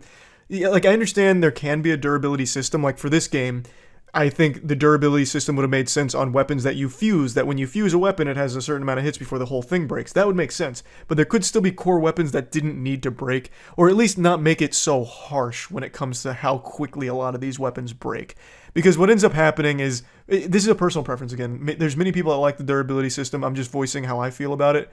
For me, when there's a system like this, I end up hoarding so many weapons thinking I'll use them later, and I ended up finishing this game with 10 weapons that I'd been saving for like 12 hours, just waiting for the right time because I was afraid to lose them. Now, there's a way of repairing these items, but it's really convoluted and tedious once again. You have to feed it to an Octo Rock. I guess it's not the most convoluted thing, but you feed it to an Octo Rock, and it's a process that is kind of a headache. So, the durability system, I'm not a huge fan of, but many people will be, so I'm not going to necessarily chalk it up as a negative. I just wish it wasn't so cutthroat. I don't like cycling through weapons that frequently. Now let's move on a little bit here and talk about the narrative. It's very standard, generic shit. It's not going to really blow you away. Granted, I haven't got the true ending yet. I haven't finished all the memories, so maybe there's a lot more there that really fleshes it out. But it's not a whole lot to it. And it's also following the same Zelda formula we're all used to by now. So you're going to these temples, you're talking to these sages, you're fighting a boss at the end of the temple after setting up 4 or 5 networks that connect to the center platform to raise you up. Pretty standard stuff. But one thing that I actually didn't like at all is that when you do a temple, no matter what temple, you get the exact same ending to the temple, verbatim. You get a cutscene after defeating the temple boss, and they say the exact same shit with the exact same words, and the only difference is the race of the person that you have saved here or brought aboard your team. So that was a little frustrating that it was literally verbatim, so you kept getting fed the same fucking cutscene over and over again throughout the game, at least in the core story components for the main objectives. But it's not that big of a deal. That's a bit of a nitpick. I just would have liked them to maybe do something a little different there, but Again, most people I can't imagine are actually playing Zelda for like an incredible story. I actually like most of the lore to Zelda, but I'm not going to sit here and pretend that the games are extremely well written, because half the dialogue throughout the main objectives is them repeating everything they've said a million times already. Oh, the imprisoning war is when this happened? Wait, Link, you're telling me that the imprisoning war is when this happened with Ganondorf? The Demon King? Wait, the Demon King and the imprisoning war, so you're telling me that this is what happened? And they'll say that a million fucking times. And no matter who you talk to in like the towns, they all say the same shit. Like they're all just fucking like cursed to have the same thoughts. But it's, again, that's not a huge deal, because that's not what the game is really focusing on. But I will say, even if the writing isn't like incredible, the story beats are really fun, and they lead to really great, spectacular boss fights, as well as really pretty moments that I really had a smile on my face for. Even if some of them were outrageously goofy and silly, they were still very fun. So that's what's most important here. Zelda is just all about the fun, and this is like the most fun Zelda they've made so far. I think it just goes so hard. I think it is just truly spectacular. Now let's talk a little bit about the Sky Islands and the depths. So most of the marketing material revolved around the Sky Islands, so that you would expect to be really great. And it is. I really like all the Sky Island components. I actually didn't spend a ton of time up there, admittedly, but all of the stuff that did filter through it was a lot of fun. And they give you a lot of tools to make it fun. Like, you can make an entire fucking airplane up there if you wanted to and just live in the Sky Islands. You never even have to touch the surface world. It's really pretty, and there is quite a lot to do up there. It adds a lot. And then, of course, the depths. The depths, you go underground, and it is a huge network of very powerful enemies, as well as something called Gloom, where it'll start taking away hearts. Not permanently, it just restricts your access to those hearts, so you can't, like, eat and get that heart back. You have to remove the Gloom or go back to the surface world. And there's a lot to do there. They have powerful weapons, they have a lot of stuff, there's whole quest lines that go through there. So both the Sky Islands and Depths offer a lot of content and a lot of exploration and a lot more to do. So again, it's not just the same Breath of the Wild map and nothing else. It is the same map with some tweaks and some additions to it, as well as entire new sections with the Sky Islands and the Depths, which are just as big, if not bigger, than the stuff you can do on the surface. So I just really like the game a lot. I'm trying to talk about it as much as I can without spoiling a lot, even though I feel like I've already told you a lot of the mechanics that many of you probably haven't seen before, but they're just so fun, I can't help but just bring them up. So sorry for any minor spoilers. But anyway, let's plug Tears of the Kingdom in the Moist Meter. I'm going to give this puppy a nice clean 90%. I think the game is spectacular, and it is only held back by the platform that it's on. If this game was on anything but the Switch, it would be hailed as one of the fucking crowning achievements of gaming. The Switch really holds this fucking thing back so much, and it's really upsetting. But overall, I really do think this game is a must-play. It is so fun, and it is just something that you will constantly be wanting to play this game. Like, even once I'm done here, I'm still going back and playing more of it, which I don't do super often anymore. Usually I don't engage with too much post-game content in most single-player titles, but this one I absolutely will be. And I do plan on at least trying the speedrun, assuming it's not too difficult for someone as dumb as me. So, we'll see. But I love the game. I think it's great. That's about it. So, yeah. Huge thanks to ourselves for sponsoring this Moist Meter. Godslap is a comic series written by myself, Jackson, Matt, Danny, and Aubrey Sitterson. It follows the story of a character named Aeus, who's an extremely powerful slapper in a world where slapping is king. Issue 3 just dropped. It's all available at badegg.co, and shit is starting to pop off. Aeus is being hunted by a mysterious foe named Defister, who, after swan diving through a hospital, picks up Aeus' trail and hunts him to the ends of the earth with his sidekick Olfactor. And also, our newest comic series, Plague Seeker, just came out. Issue 0 is available at badegg.co. It's written entirely by myself and edited by Jackson. It's set in a world 1,000 years after an apocalyptic event known as the Calamity. An asteroid hits Earth, and it brought with it mutations that changed all of its inhabitants. Now the world is infested with things called plagues, and atop the food chain sits 8 great plagues that control the entire world, and only one man stands against them, the Plague Seeker, who has an insatiable appetite to devour those 8 great plagues. So all of this is available at badegg.co, so please check it out. See ya. Initiating moisture.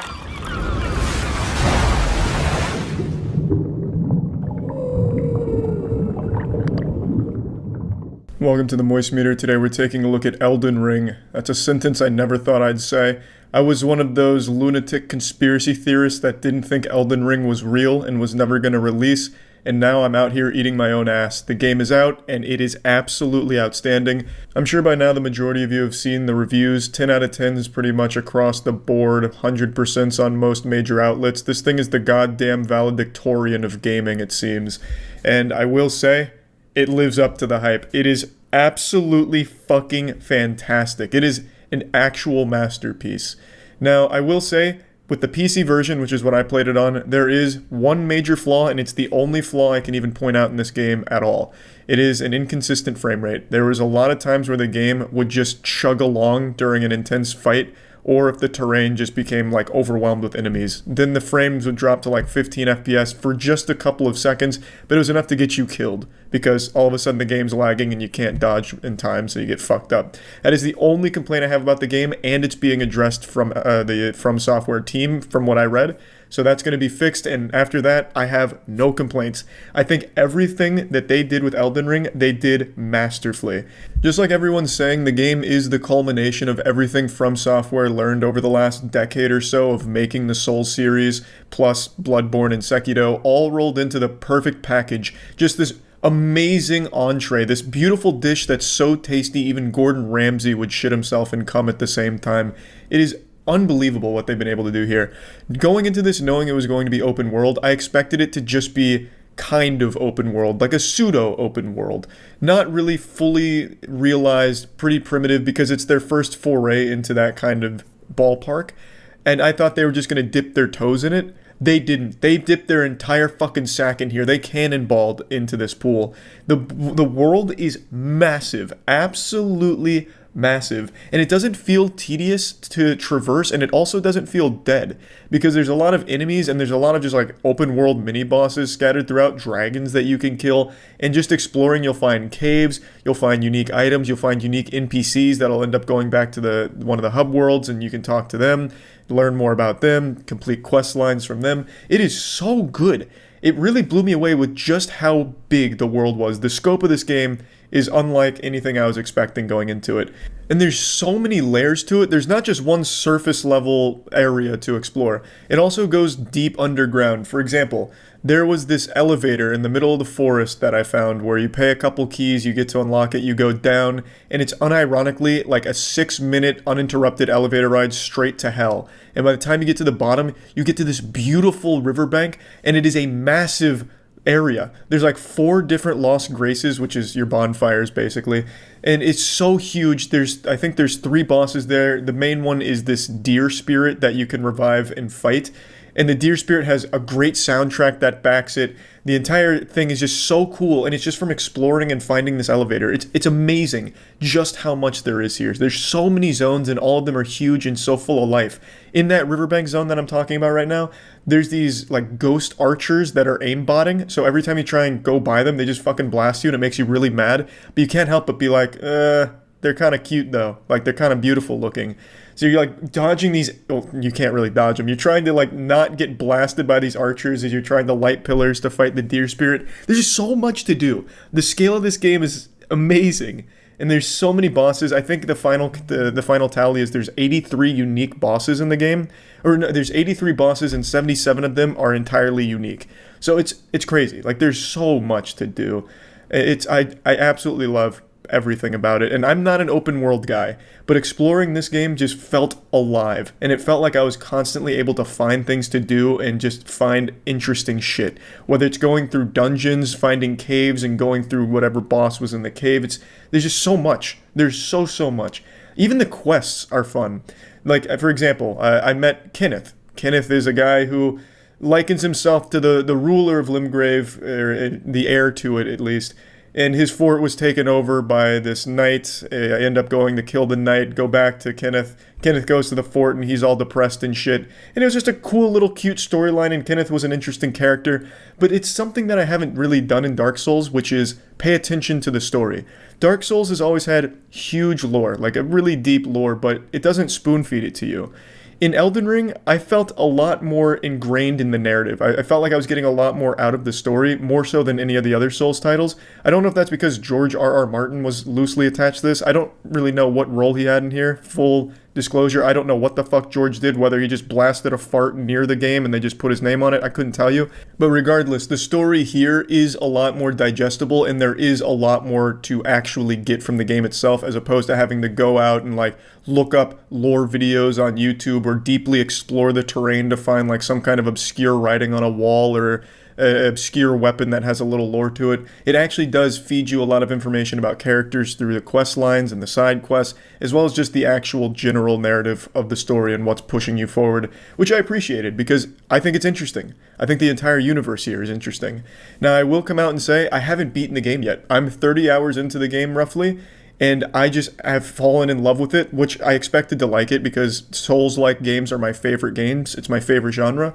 And this is one of the very few moist meters I'm making before completing the product, but I'm just so enthusiastic about it, and I'm certain that it's not going to all of a sudden just fucking drop off at the end. It's only going to continue to get better. I think it'll probably be another 10, 15 hours before I actually just complete the main line and go back and even do more extra bosses, explore deeper, come up with more builds. There's so much to do in the game.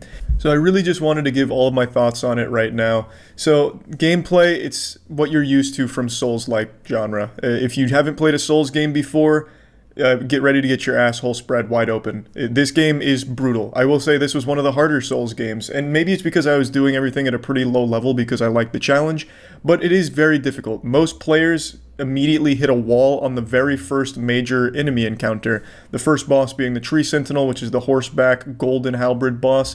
A lot of people take 50, 60 deaths in order to beat them because they don't realize you can run by him, which I think the game tries to encourage you to do because most players aren't going to be able to beat him at level 1. I was able to because I'm a fucking turbo gamer. I'm an elite gamer barbarian. I beat him in 21 tries, but most people take more than that, or they just run by him and come back, which is, I think, the play you're supposed to make. But yeah, the game is hard. Expect that. I'm glad that they didn't tone it down and neuter it. I'm glad they didn't water it down or anything. I enjoy the challenge. However, I will say a lot of the challenge came from self-imposed rules upon myself. I didn't use any summons for any of the bosses or anything like that. And I do think if you do use summons, to explain further, it's a new mechanic in the game where you can get these spirits that you can summon to help you fight, only in certain areas. You can't use them everywhere, but in a lot of boss fight situations and a lot of just general areas, you can summon like wolf spirits. You can even summon a giant knight to help you. You can summon a fucking jellyfish if you want to help you. You can even summon a senile old man who just walks around and gets killed, but he's kind of goofy. You can summon helpers to help you out, as opposed to just summoning a player or something to help you. You have a built-in mechanic to summon NPCs that will fight alongside you with some of the bosses, as well as just general helping. So I think the game can be super accessible for someone that's not familiar with the genre, and can be a pretty easy experience if you're able to leverage these summons well and use them as like a way of drawing aggro away from yourself during a boss fight, and then you can set some attacks up or spells. So I do think there is a way of playing this in an easier way. I chose not to use the summons because I just prefer it that way. I think it's more fun for me personally, but I have nothing against people who do use summons. And the game isn't like shy about letting you use it. It's part of the mechanics. And even before a lot of bosses, you can summon a helper outside of your spirit summons. So for example, one of the first major bosses past the Tree Sentinel, like the actual first story major boss, is Margit. And right before going to Margit, you can summon a guy named Roger, who's just an NPC that you can touch the summon sign for. Roger comes in, and he'll just like goofily cast some weak spells, but he helps draw aggro. He can help take the heat off you. So there is absolutely ways of playing this in an easier way, and I think that's great to give those players a way of handling some tough encounters, and just more mechanics is always a good thing. So I like having the summons, especially for just clearing out trash mobs in an area. Another brand new feature in Elden Ring is of course one of the major ones, which is horseback riding. You get a mount where you can actually fight things while mounted, and it's great. I will say the mounted combat isn't super deep or anything like that, though I don't think they were going for it. It's mainly a way of quickly traversing the landscape as well as just giving you options in an open world fight. So if you're fighting a dragon, in order to close the distance faster, you hop on horseback, then you hop off to attack the dragon, or you can just stay on the horse and just get some slaps in on the dragon before it flies away again because it's a fucking pussy. So I do like the horseback riding mechanic. I do like the fighting on it, though I don't think it's like it's as crazily deep as some people were making it out to be. It is still very fun, very effective, and the horse can double jump, which is pretty badass. Another thing I was really surprised about is just how many new things they added to the game. I was expecting this to be kind of just more Souls without a whole ton added, but no, they really went all in. They, like, aside from just the summoning mechanics, aside from the open world, aside from the horse, they just added so many other features into this game that I didn't expect at all. So you have a lot of different options now. Not just new weapons, not just like new build possibilities, new spells, all that, but just in general, you have a lot of other options. So you can change your weapon arts on the fly by just using different ashes.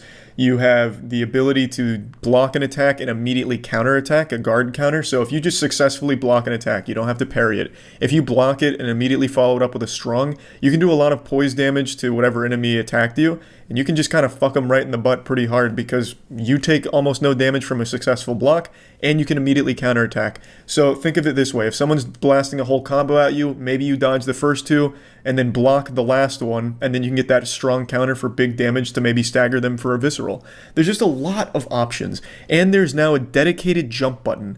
I didn't realize just how fucking cool a dedicated jump button would be in Souls. I've always liked the idea of it as like a wet dream, but actually having it here is such a nice treat, and it gives you more options in a fight again. So you can do like a jumping strong attack, which does a lot of damage, as well as a lot of poise break, so again, you can stagger an enemy and get a visceral off of it. So there's just a lot of new things here, all of which are welcomed additions to the formula. I absolutely love everything about Elden Ring. I think it is tied with Bloodborne for the most beautiful of the Souls series, and my god, I just can't get enough of it. Again, I don't usually like open world games, but I can't help but just explore every nook and cranny of the Elden Ring terrain. There's just so much life to the game, and I fucking love it.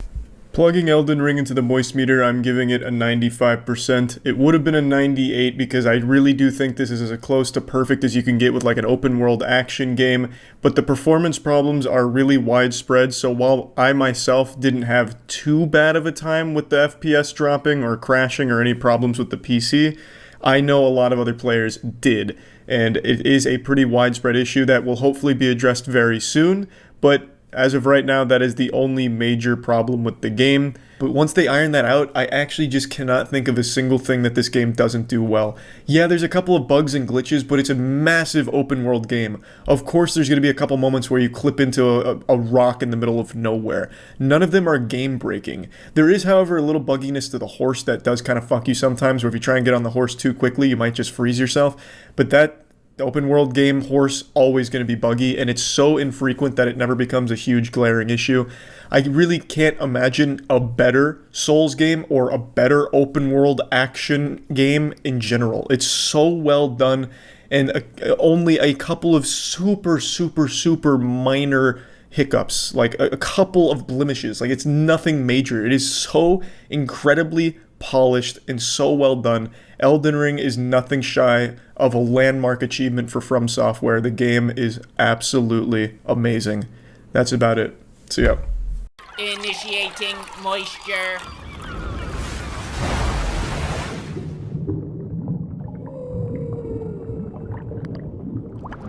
Nostalgia comes in many forms. Maybe you think back on grandma's old special grilled cheese recipe and get a semi-chub. Maybe you're like me and remember supersized options from McDonald's before they phased it out due to causing hearts to explode. Point being, nostalgia's fucking powerful, and nothing is more nostalgic for me than the original Luigi's Mansion. I still remember the Christmas I got it on the GameCube. Just an outright great game that still holds up well today, and I'm super excited to say the newest Luigi's Mansion 3, is just as good and in some cases even better than the original. So let's dive the fuck in. The thing I like most about the new Luigi's Mansion is that they have it as a hotel instead of a mansion, which let them do each floor its own unique theme. In the original Luigi's Mansion, each room would have a different theme or purpose, a fitness room, a ballroom, whereas in the hotel, each floor is dedicated to it, the entire floor, so every room follows the theme. For example, there's an entire room or floor that's dedicated to just being a full-blown movie studio that has you with a really cool boss battle at the end on camera. Another floor has you entering an LA Fitness, where you can go in the locker room and find used needles where the synthol was used. Each floor just becomes its own entirely different adventure with a really good boss at the end.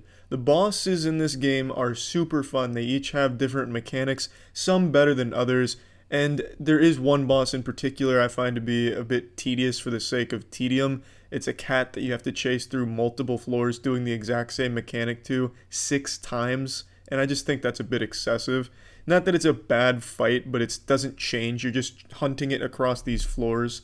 So I didn't care for that boss, but every other one, for the most part, was a really memorable and enjoyable boss that not only looked good, but had some fun mechanics to play with. And it really is the strongest part about this game, just all of the different places you go and how great they look and how great the boss at the end is. You go to a floor and it takes you to a fucking pirate ship, you summon the Black Pearl and fight its captain. So it's not restricted to just being rooms in a hotel or, themed around something indoors. It has you going all over the place and doing all kinds of crazy shit, which was a lot of fun.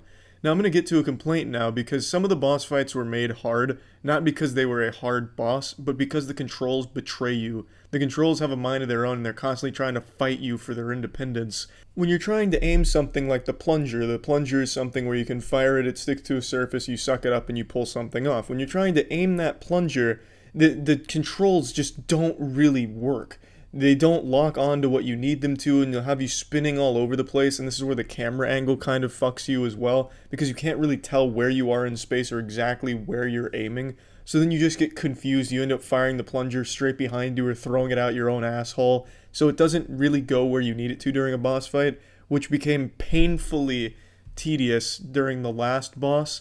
The last boss has you firing bombs into a mouth, and you can't find the mouth half the times because it won't lock on, so be fucking firing bombs like you're doing it with your goddamn eyes closed, because for some reason, it won't target properly. Now luckily it's made a little easier by being able to use the bumpers for the things that you'll need to aim, but even then it's still not great because when you spin around it does it so violently and you can never really quite tell where you're looking, that it ends up still just being very wonky and just not great. There's also an entire level where you're in a water raft, and the water raft controls are abominable. Has you spinning around like you're drunk on a fucking Ferris wheel. It's just confusing sometimes with how the controls work, but it's not the biggest issue in the world, it's just something that becomes frustrating during certain parts of the game. But that aside, those are my only real complaints with just the occasionally frustrating controls with a camera paired with a camera angle that doesn't really do you any favors with figuring out where you are in space. Other than that, the game's fucking great. The majority of the game will have you solving puzzles, which are actually pretty cleverly designed. They're not just surface level baby shit. Has you thinking like a real strong scholarly man. And there's a lot of things you can find, some rare jewels hidden throughout the world. And you have a lot of different things to tackle these puzzles with, so you'll be using a lot of them between the plunger, the dark light, and Luigi. Luigi's this sidekick that you fart out. He's basically just a cum clone of you. So then you control 2 Luigis. Luigi can squeeze through gates and holes and shit like that. So there's just a lot of different ways of approaching these puzzles and a lot of things that you'll have to be thinking about when attacking them. It's a really fun game. And it just feels great to be back in the saddle again with the old Dyson in hand sucking on some ghosts. And the game's also not super short or anything. It took me just under 10 hours to beat it, and that was without going through and finding most of the things hidden in the world. And it does have an online mode, but I didn't find it to be that enjoyable. The online mode basically just has you and some teammates going through rooms, clearing them of random ghost mobs. I didn't find it to be all that enjoyable from the couple of games I played, but it is an option if you just can't get enough of sucking up the ghosts. So plugging Luigi's Mansion 3 into the moist meter, I'm giving it a nice 90%. I think if you own a Switch, this game is a must-have. It's a lot of fun, a really, really cute and exciting adventure, and I just really fucking loved it. That's it. So yeah. Initiating moisture.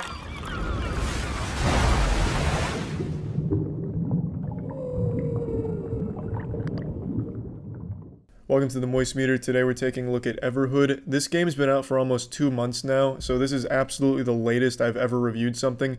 Typically, I like to review things the fucking second they hit the shelves, you know, right when they're out of the oven, fresh off the press, they go into my butthole and I puke out a Moist Meter score to accurately represent the quality of the product. But Everhood's been out for a little while now, but I was so moved by the game that I wanted to make this Moist Meter just to let you all know about it and tell you how fucking great this game is, because not a lot of people are talking about it, surprisingly. The first thing most people are going to draw the comparison to is Undertale. The style of the game and even a lot of the mechanics of the game are very similar to Undertale. It's heavily inspired by it and there's nothing wrong with it. And I was guilty of thinking that the game was even made by the Undertale team or the Undertale creators. But it's not. This is a totally separate project from a brand new team that really put together this passion project, and it shows. When playing the game, I can actually just feel the fucking creator's heartbeat in it. They really put their soul into this game. So first, let me tell you what kind of game it is. It's a rhythm game for the most part, and it's a rhythm combat game. It's not like what you're expecting like DDR or with like something Stepmania, where you're clicking arrows in the right arrows with the right beat. That's not this at all. Here, you're dodging the beat, or you're fighting back against whoever is attacking you with the music. And the music is absolutely fucking incredible. There isn't a bad track in this entire game.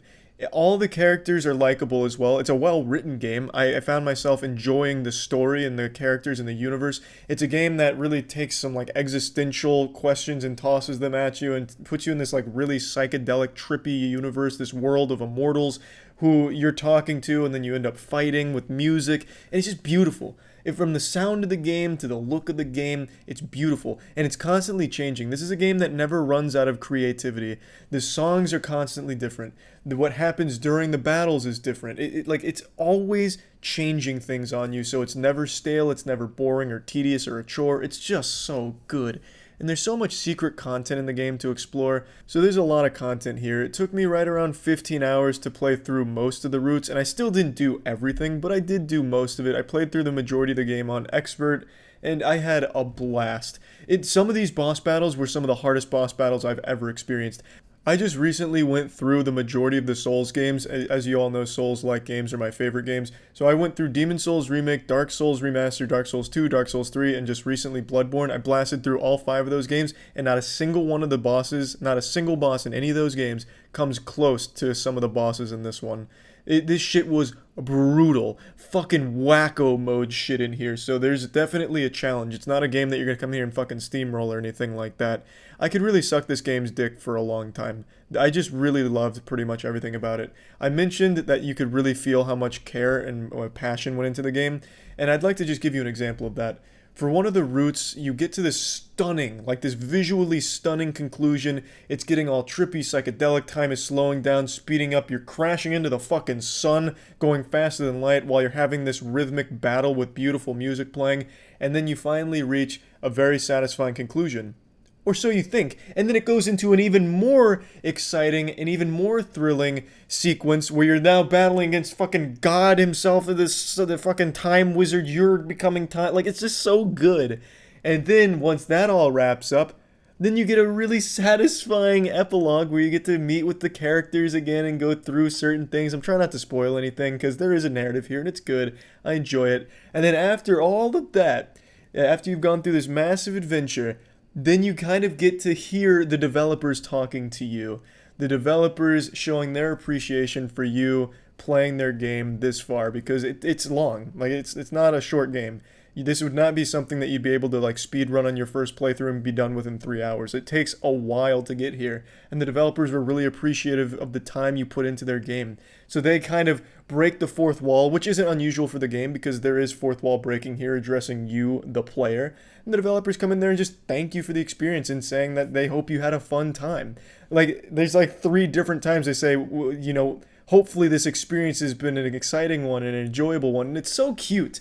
It's so fucking cute to see the developers really wanting to deliver something special and really hoping that it resonates with its player base, and I think it absolutely did. Of course, I streamed the whole game start to finish on Twitch, and the chat fucking loved the game. Most people, in fact, I'd say like almost everyone, was really into the whole world, the universe, and it was just a lot of fun. And of course, me getting stuck on a single boss for 2.5 hours, 3 hours, that was a little cherry on top because I was getting a bit salty, which is uncommon for me, but this game, it was starting to bring the demons out because I was just really invested in it. Now, this doesn't mean that it's a flawless game. In fact, there's one big problem with the game, and that's its performance. Some of these have so many moving parts in the battles, so sometimes when you're battling someone, it's going to be overloading you with a lot of shit on the screen, and what ends up happening is the FPS tanks, and I mean tanks. Like, it goes from a nice, crisp, smooth experience to, holy shit, I'm now in a fucking lecture watching a PowerPoint on music.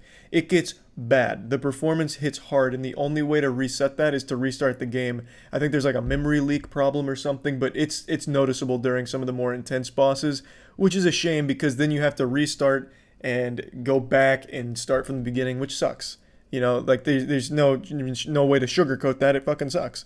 But I think that's just due to this being like their first big project, so they're still learning how to optimize things. So you can't really hold it against them that much, but it does bring it down a bit. And another thing that I think a lot of people should be aware of, this game has a ton of flashing lights and a ton of moving parts. I definitely think this would be an epilepsy warning for anyone that wants to try the game. And the game itself gives you an epilepsy warning in the beginning, but really take that one in because they mean it. That's a hard warning with epilepsy. So just those two things I think are definitely worth noting as far as like potential complaints go. But overall, I loved my time with Everhood. Absolutely adored the game. And I'm giving this bad boy a 90% on the moist meter. Fantastic, and I highly recommend it to anyone that likes rhythm games or just like a fucking fun, different, unique little experience. Like, there's really nothing I've played like Everhood except Undertale, and I'm not a massive Undertale fan, most of you know that, but I'm a huge Everhood fan now. So I just wanted to make this moist meter, even though it's really late to the game's release, because I really enjoyed it. So that's about it. So yeah. Now let's talk about Raycon earbuds. As I've mentioned many times in the past now, I love these when it comes to doing active things such as running, which I've been really trying to get better at. Been doing about a mile every couple days, and when I do, I use Raycon earbuds to keep my shit pumping, keep me motivated listening to those boner jams, and there's no wire to get in the way and impede my ability to sprint with the best of them. So Raycon wireless earbuds I think are just really important when it comes to being active in the world. Raycon earbuds give you 6 hours of playtime, seamless Bluetooth pairing, more bass, and more compact design for a comfortable noise isolating fit. So if you're trying to break from screens and don't want to feel completely unplugged, wireless earbuds from Raycon are the best way to bring your favorite content with you wherever you go. Raycon earbuds are premium wireless audio devices, but they come in at half the price of the other premium audio brands without any compromises. So Raycon wireless earbuds are just a really great option. They come in a great range of colors and patterns and a variety of fit options. So if you're interested in trying Raycon wireless earbuds for yourself, you go to buyraycon.com/moist for 15% off the purchase. Buyraycon.com/moist for 15% off, or just click the link in the description. That's it. See ya. Initiating moisture.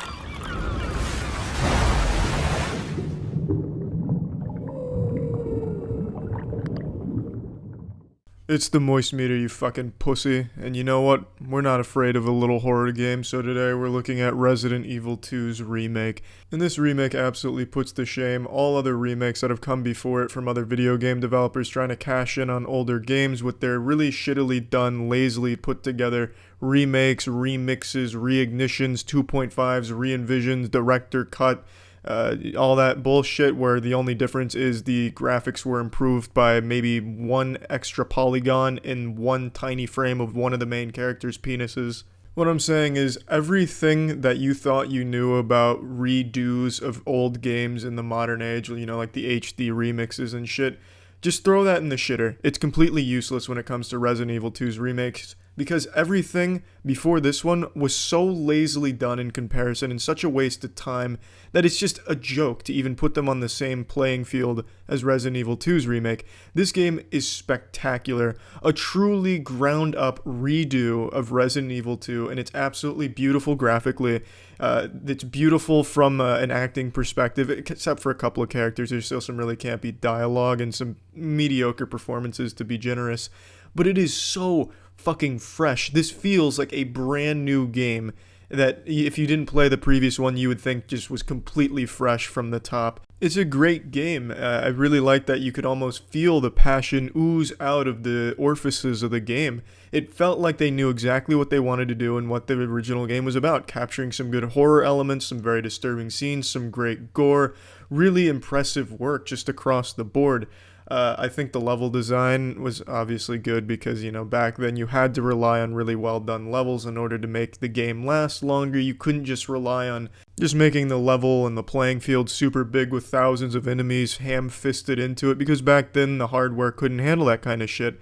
So I like the old school level design where everything really connects and it's filled with a lot of interesting stuff and some little hidden things that you may miss or may not if you're really a completionist.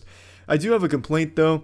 I don't think the puzzles are always that great. Some of them I think are well designed. I think they're fun to tackle.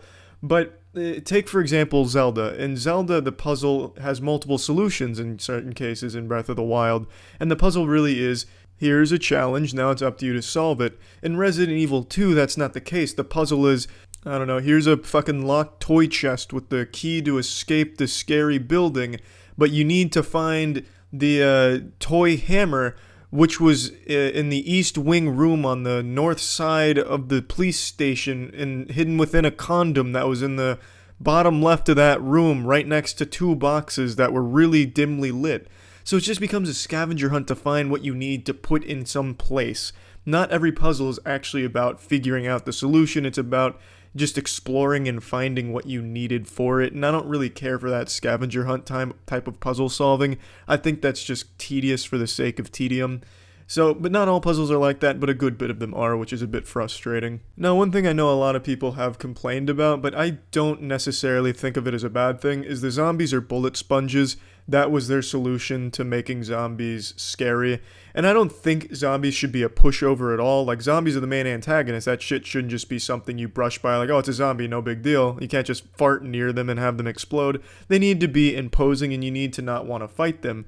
But I do understand them becoming a bit of a nuisance because they are huge fucking bullet sponges. It's like shooting a goddamn fucking SWAT truck. It's like shooting an armored vehicle because they take so many shots to bring down. You never want to actually finish off a zombie with bullets because even just the most basic zombie, like a zombie Girl Scout, takes an entire gun store's worth of ammo to bring down. You'll be out of ammo for the next boss battle.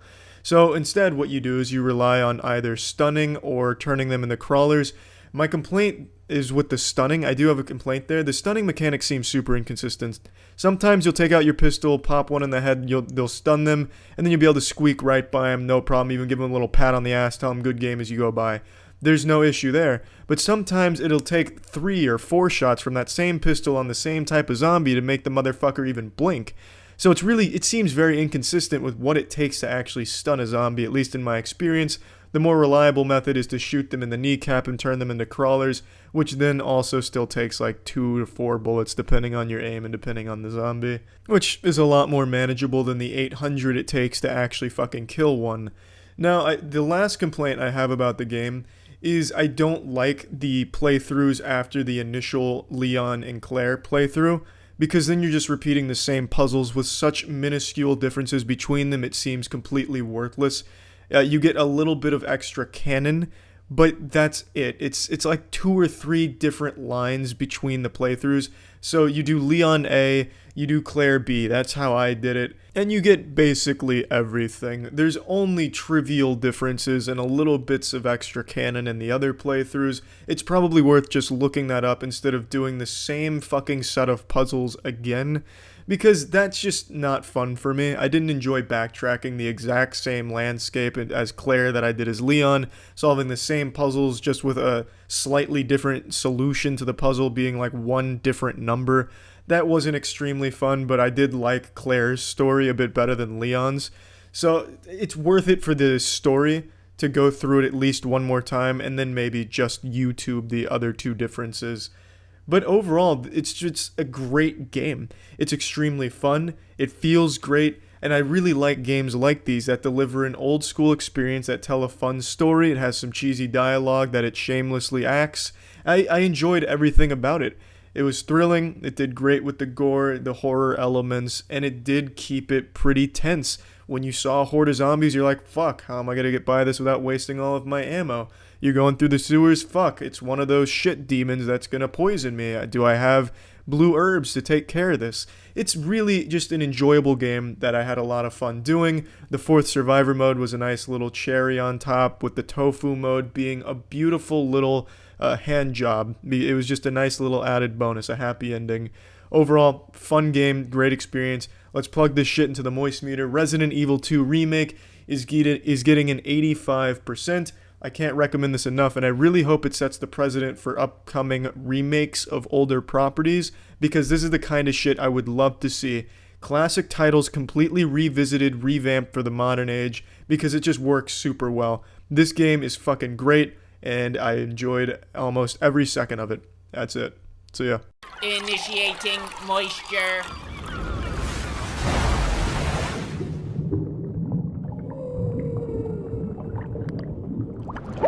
Welcome to the Moist Meter. Today we're taking a look at Little Nightmares 2. I was a huge fan of the first game, so I was pretty excited for this one, but I had absolutely no idea that it was coming out anytime soon, so that was a pleasant little surprise from Santa Claus, just dropping this bad boy off.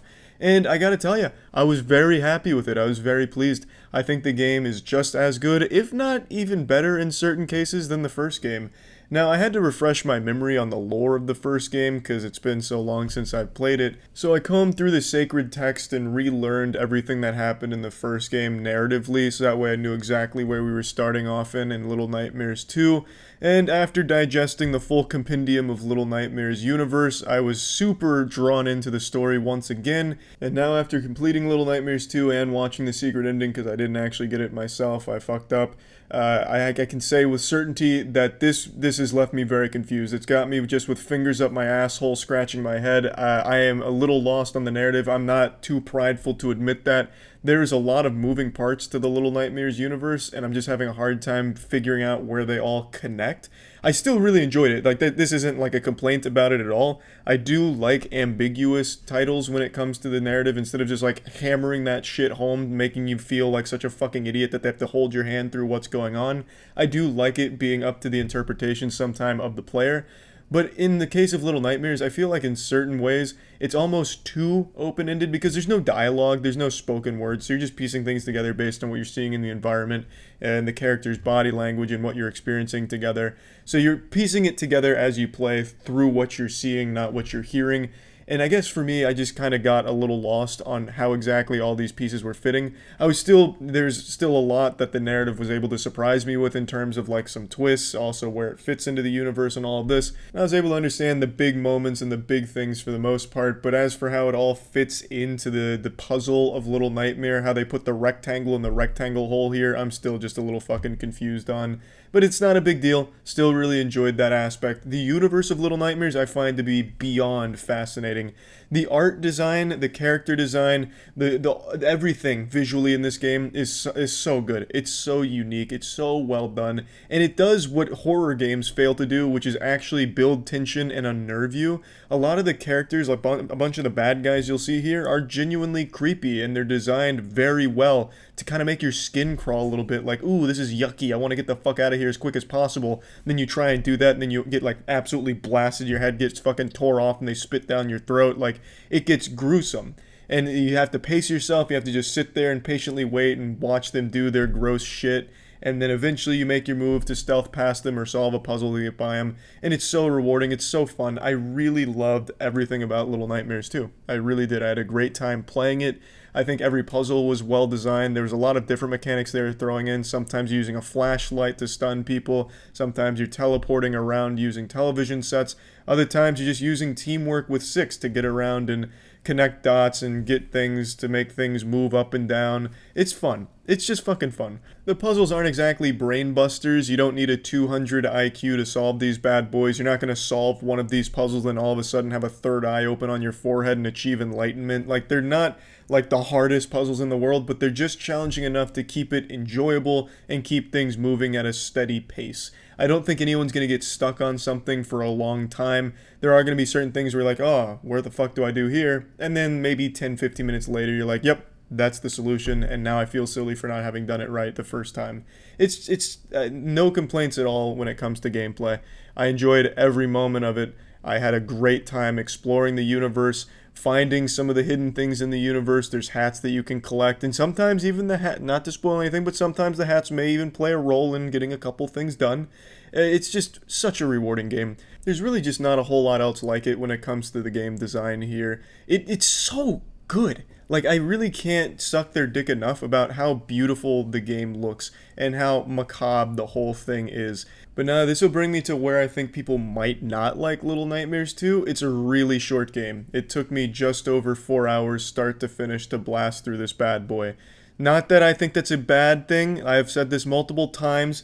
If the game is only 4 hours, it better be 4 really strong hours. And I definitely think The Little Nightmares 2 is. It's also not a $60 game, so you're paying less for less hours in the game. There's really no replayability. I don't see many people beating the game and be like, can't wait to fucking get back in there and do all that again, because it's very much a game that you'll experience once, really enjoy, and maybe go back one more time just to get everything for a secret ending, to make sure you get every little bit there, to digest every piece of lore that you can. And I really think most people are going to want to, because I think they've set up a fascinating storyline and universe here with Little Nightmares. So it's just not a game that a ton of people are going to go back and replay. So for that, you're only going to have like 4.5 hours of game time. And I know for some reason, a lot of people out there take big issue with that. I see people melt down and whine about it, throw some kind of baby temper tantrum. Oh, this game only has 45 hours worth of gameplay. It's not even worth my time. I'll go spend that instead cruising subreddits. When you say a game is 4 hours, a lot of people like scoff at that shit for some reason. Another minor complaint I had about the game is there's some bugs in it, a couple of glitches. Like, I soft-locked myself once, not that it happened again after that, but I got soft-locked hard as fuck right in the beginning. And sometimes when I would swing one of the weapons at an enemy, it would go right through them, or it would go right through the thing that I was aiming at, or just bounce off of invisible nothingness, just get fucking blasted back by the air. So there is times where you will be betrayed by like a bug or two, but it's not super frequent, and it's not the worst thing in the world since there's no loading times. So when you fuck up, it just kind of immediately starts over again, so you're not losing a ton of time to like a loading screen or something. But it is something worth pointing out that there are a couple of minor bugs and issues, but nothing that's going to be game ruining. Now, plugging Little Nightmares 2 into the moist meter, I think this bad boy is a very high quality 4.5 hours, so I'm giving it a nice 9 out of 10. I think most people will enjoy it, especially if you're not one of those pretentious elitist gamers that only plays games that have 90 to 100 hours worth of tedious grinding content. You'll appreciate this. I think it's very well made, the puzzles are fun, the universe is great, the lore and the themes are very rich. I really enjoyed pretty much everything about it, so I'd recommend it, and yeah, that's about it. Right now you're probably asking yourself, damn, how does Charlie look so well rested and energized? And I'll go ahead and reveal the secret formula here. It's because I slept on a Helix mattress last night, and Helix mattresses are fantastic. Helix mattresses are some very beautiful mattresses that are going to be catered to your unique body type and sleep preferences based on a sleep quiz that Helix will ask you. So the sleep quiz is going to ask you multiple questions to get a feel for what makes you you and match you with the perfect mattress to complement your sleep position, your preferences, and by the time you finish it, you're going to have the mattress of your wet dreams. The Helix mattresses are absolutely fantastic. I highly recommend them. So if you're interested in upgrading your mattress, which I think everyone should have a high quality mattress that they're happy with since you're going to be sleeping on it every night forever. So I definitely think mattresses are very important. So it's definitely important to have a mattress you're happy with. So definitely check out Helix if you're interested at helixsleep.com/moist, and you can get up to $200 off your Helix mattress. Also, Helix offers a 100-night sleep trial just to make sure the mattress really fits you. Also, shipping and returns are free and extremely convenient, so there's just no need to leave your house. That's helixsleep.com/moist for up to $200 off of a mattress. That's it. See ya. Initiating moisture.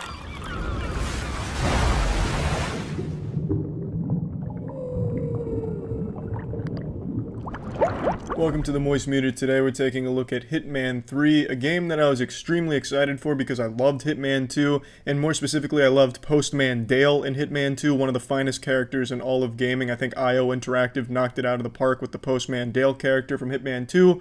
Unfortunately, Postman Dale does not make a reappearance in Hitman 3. I'll just go ahead and hit you with a cold water right there, right away. So don't go in expecting more Postman Dale content, which is a shame, but it's not the biggest deal in the world. So let's just get into this right now. I'm going to let you know I was pretty disappointed with Hitman 3, not just because of the absence of Postman Dale, but the game is just really a carbon copy of Hitman 2. There is, I think, only a single new gadget or even really new feature in the game, which is the camera. And the camera's pretty cool, especially when it comes to a great mission where it's basically like Knives Out, where you're solving a crime while going about trying to kill your target. It's really a great mission. Let me make this clear. I don't think Hitman 3 is a bad game by any means, but with 2 years of development, I would at least expect them to change a few things, improve a few things, add anything at all. Even in terms of graphics, it's identical. I was watching comparison videos because I thought I was taking fucking crazy pills and squirting like bleach enemas up my asshole like a lunatic. Because I kept saying when I was streaming it that I think it looks exactly the same as Hitman 2. So then I pulled up comparison videos, and lo and behold, it is exactly the same graphically as Hitman 2, the only difference being some lighting changes, and it does help in some levels, but overall, there's just no improvements in this game over Hitman 2. If you liked Hitman 2, you're gonna like Hitman 3, and since I liked Hitman 2, I did like the game, but I am disappointed that there isn't anything new. It's Hitman 2 with new maps, which is cool because it's a good game, but I mean, fucking come on, it's 2 years, you can do more than that, I would think. I'm sure they're competent developers and talented. I don't know why they would make it so uninspired. And the story is not good. But I don't think anyone's playing Hitman for the story, but just want to make that clear. The narrative, kinda dog shitty. But setting aside that disappointment at the lack of changes or anything added to the game, it's still an enjoyable experience that I had fun with. The maps they added are really cool maps. I think pretty much all of them are interesting with a lot of great ways of approaching them. Some of the main story kills, because on my first playthrough I just kind of did like the main story kills, like the main pathways to killing your target. Some of them were bad.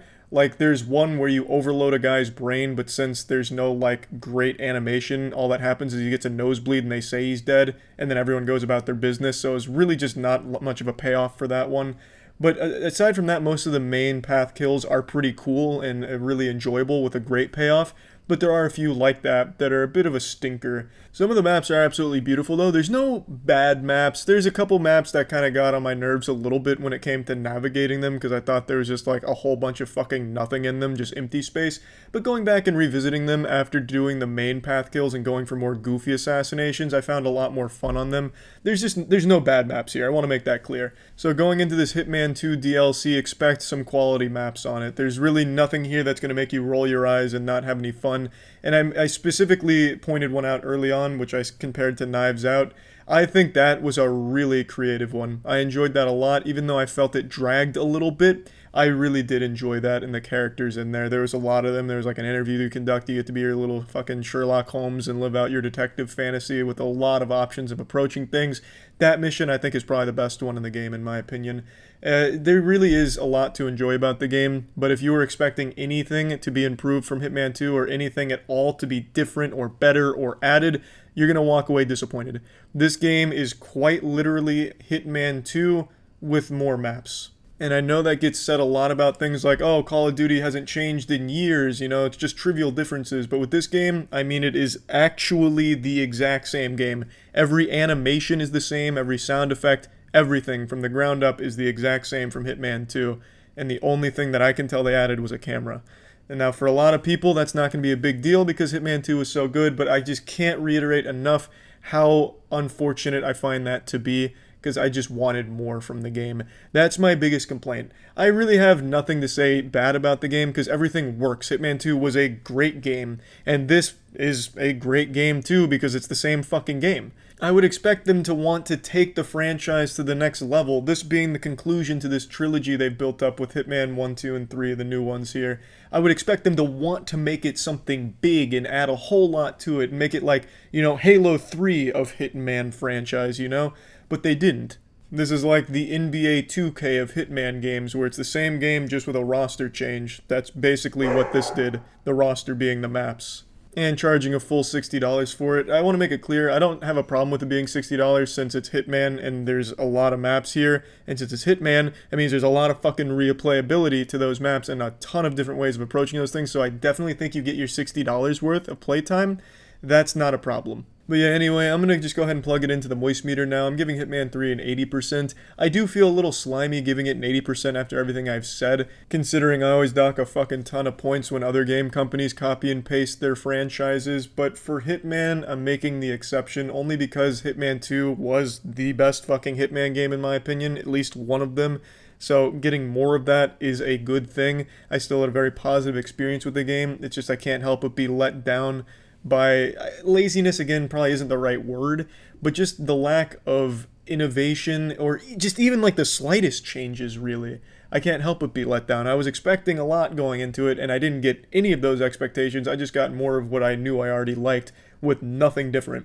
No big graphics upgrades, no new animations. If you're doing a hand-to-hand combat thing, you press X on someone and you still get the exact same prompts and the exact same animation from the last game. You couldn't even up that. Like, come on. I'm sure you could. 2 years, I don't think this is the best they could have done, but I did enjoy the game. It's still a good game. By fucking going around, collecting grapes as a disguised wine sommelier is fun. I mean, it is a fun fucking experience.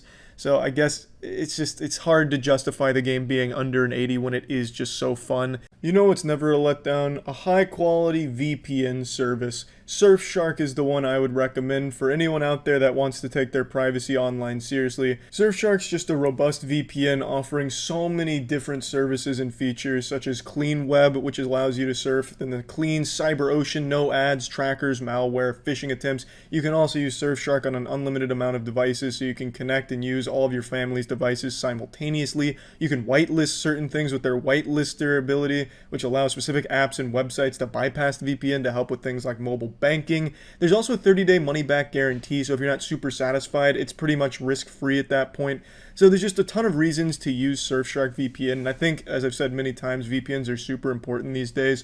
So if you're interested in trying Surfshark, you can go to surfshark.deals/penguin to get 83% off a 2-year plan and 3 extra months free. That's surfshark.deals/penguin for 83% off a 2-year plan and 3 months free. That's it. See ya. Initiating moisture.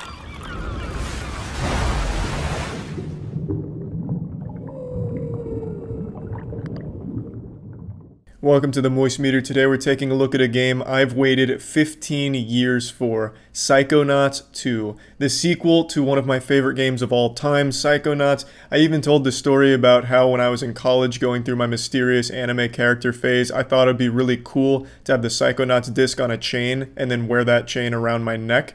I thought it'd be unique and be quirky. I thought people would love that, but eventually was talked out of it. Maybe I was right. Maybe that would have been the coolest fucking thing of all time, but I didn't do it. Anyway, the point is, Psychonauts is a game that's always been near and dear to my boners. It has a special place in my heart, but I never thought we'd ever see a sequel to it, and I'm so happy that not only do we now have a Psychonauts 2, but that it's extremely good.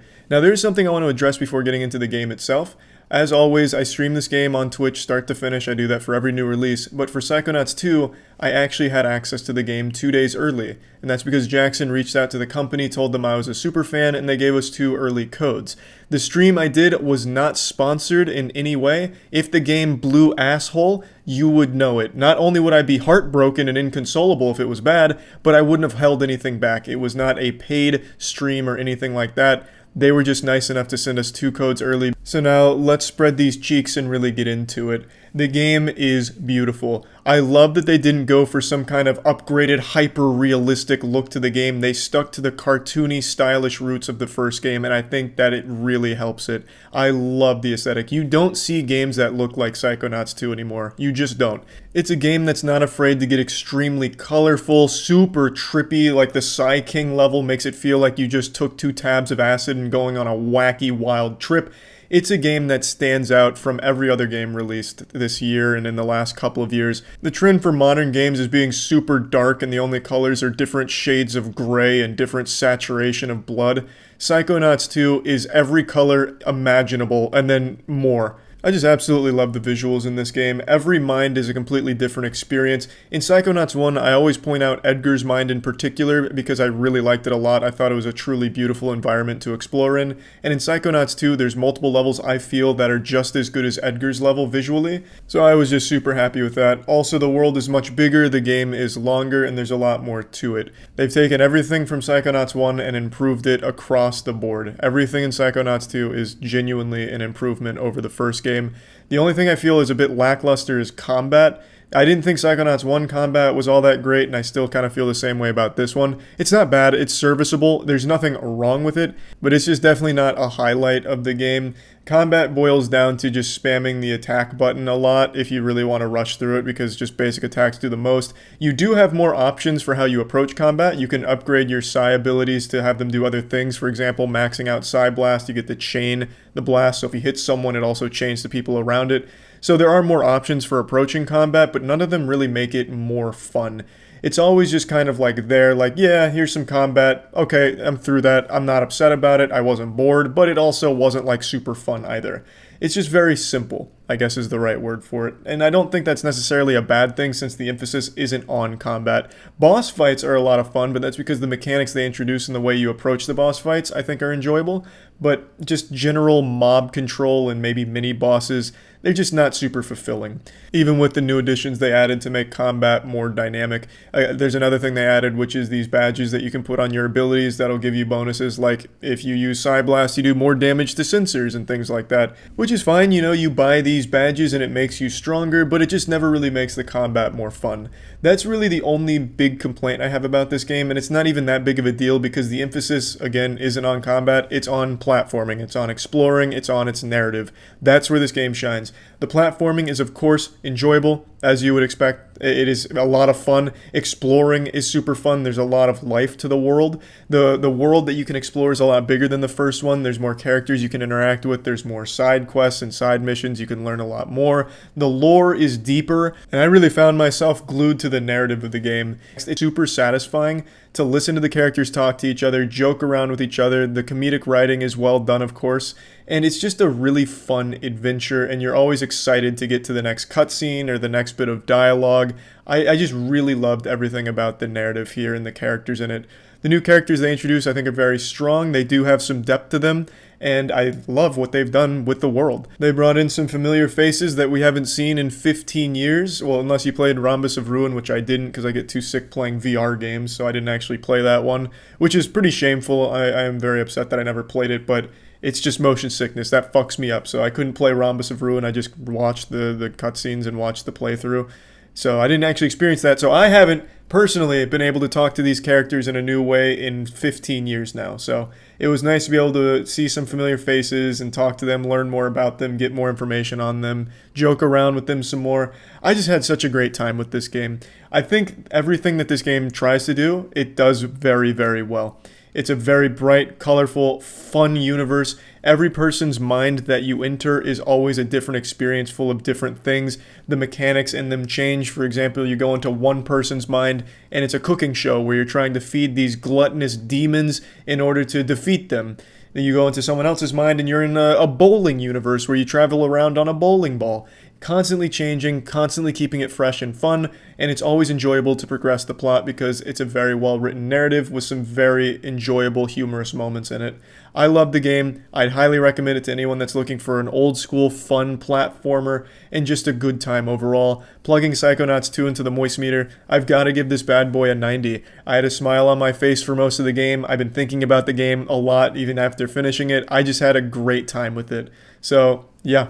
That's about it. 15 years was worth the wait. Now let's talk about Crunchyroll. As I've mentioned multiple times now, Crunchyroll is where I go to for most of my anime. It has pretty much everything that I could imagine. I've actually been watching One Piece on Crunchyroll. As I've talked about, I'm trying to go through One Piece. I'm not super far yet, only on episode 30, so we're like halfway through One Piece.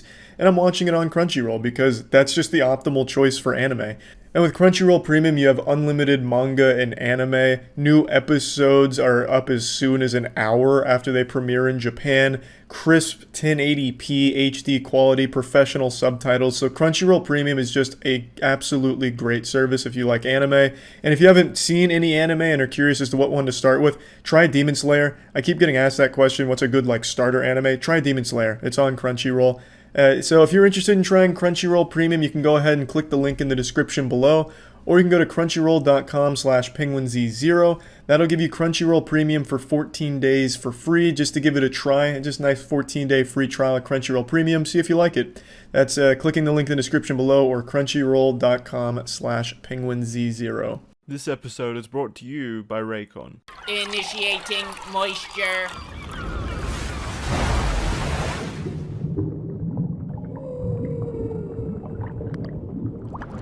Welcome to the Moist Meter. Today we're taking a look at Fall Guys. Fall Guys is just an outright joy to play. Just an incredibly pure, fun game. Just a game to get the friends together over Discord, talk some shit, butt chug some Miller Lights, and just go wild. It's just raw fun. I'm talking SpongeBob, F is for friends who do stuff together, U is for you and me. N is for anytime you get a win, you feel like a fucking champion of the Roman Colosseum, that you're better than everyone else in that fucking lobby, just slapping children around in the obstacle courses. Everything about the game is just extremely enjoyable. So the game is a battle royale of Mario Party minigames. Battle royale has to be one of the most stale genres around right now, and this just completely turns it on its tits. It is just a super casual game to just kick back on, put a big goofy smile on your face with your friends, and just get rowdy out there.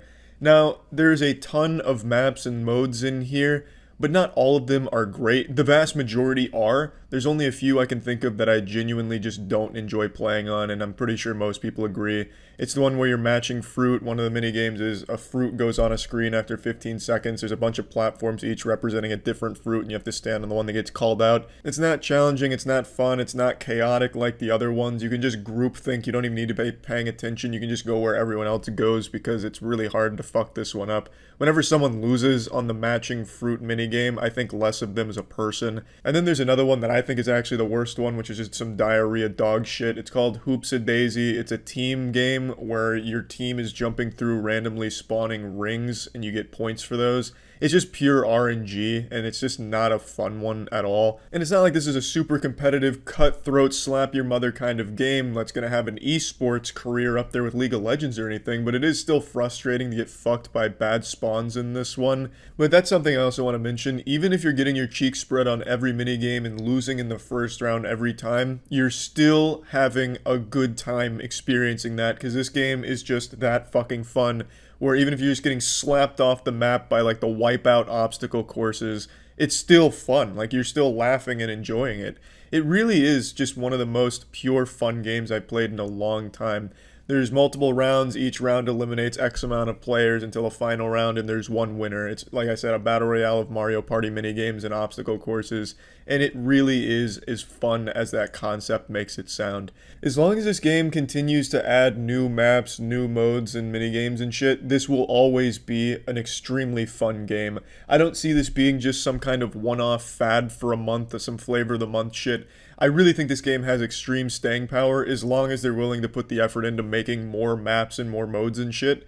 And I don't think it should be that hard, right? I mean, goddamn, you could literally just copy Mario Party 4 minigames and just throw them in here with a little twist or something. It's an incredible concept that I can't get enough of. When I was watching the game, I thought it looked nice, but I didn't think I'd really get into it. But once I started playing, holy shit.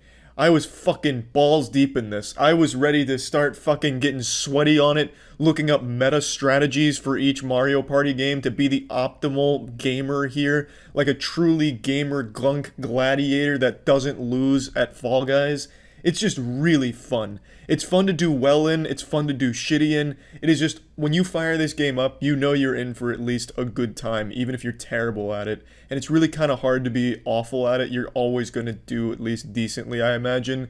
Now, there's not a whole lot of gameplay mechanics. There's run, jump, dive, and grab. Grab is never really used for anything other than fucking up some people, which is always fun to just grab someone's ass and give them like a wedgie and make them fall off the map. but that doesn't happen too often because you can kind of break out a grab pretty quickly, and you never really use grab to pull yourself up onto ledges, which you can do. There's only one map I can even think of where that's even viable. So the grab isn't the most useful thing, but it is a fun tool to have to just kind of grief other players if that's what you're looking for. But going forward, I'd like to see grab have a few more applications in some of the mini games, as opposed to just being a meme tool to kind of just cock block somebody in the round. Everything else has its purpose. Jump, obviously. Jump and dive, obviously. Sometimes your character will just fall for no reason, like their shoelaces get tied together and you'll just be running and fall forward for no fucking reason. But that's not like a big deal either, because at that point it's just kind of part of the goofy fun experience. So I don't have a problem with that. So yeah, I mean, that's really about it. It's just a really, really enjoyable game. Plugging this into the moist meter, I'm giving Fall Guys a 90%. I think this has potential to go up to a 95% with more maps and modes. Right now, there's not a whole ton. There is a good selection, especially for launch, but I would have liked to see a little bit more, because oftentimes you're just playing the same ones. And like I said, quite a few of them are kind of lackluster, but the majority are just really fucking good.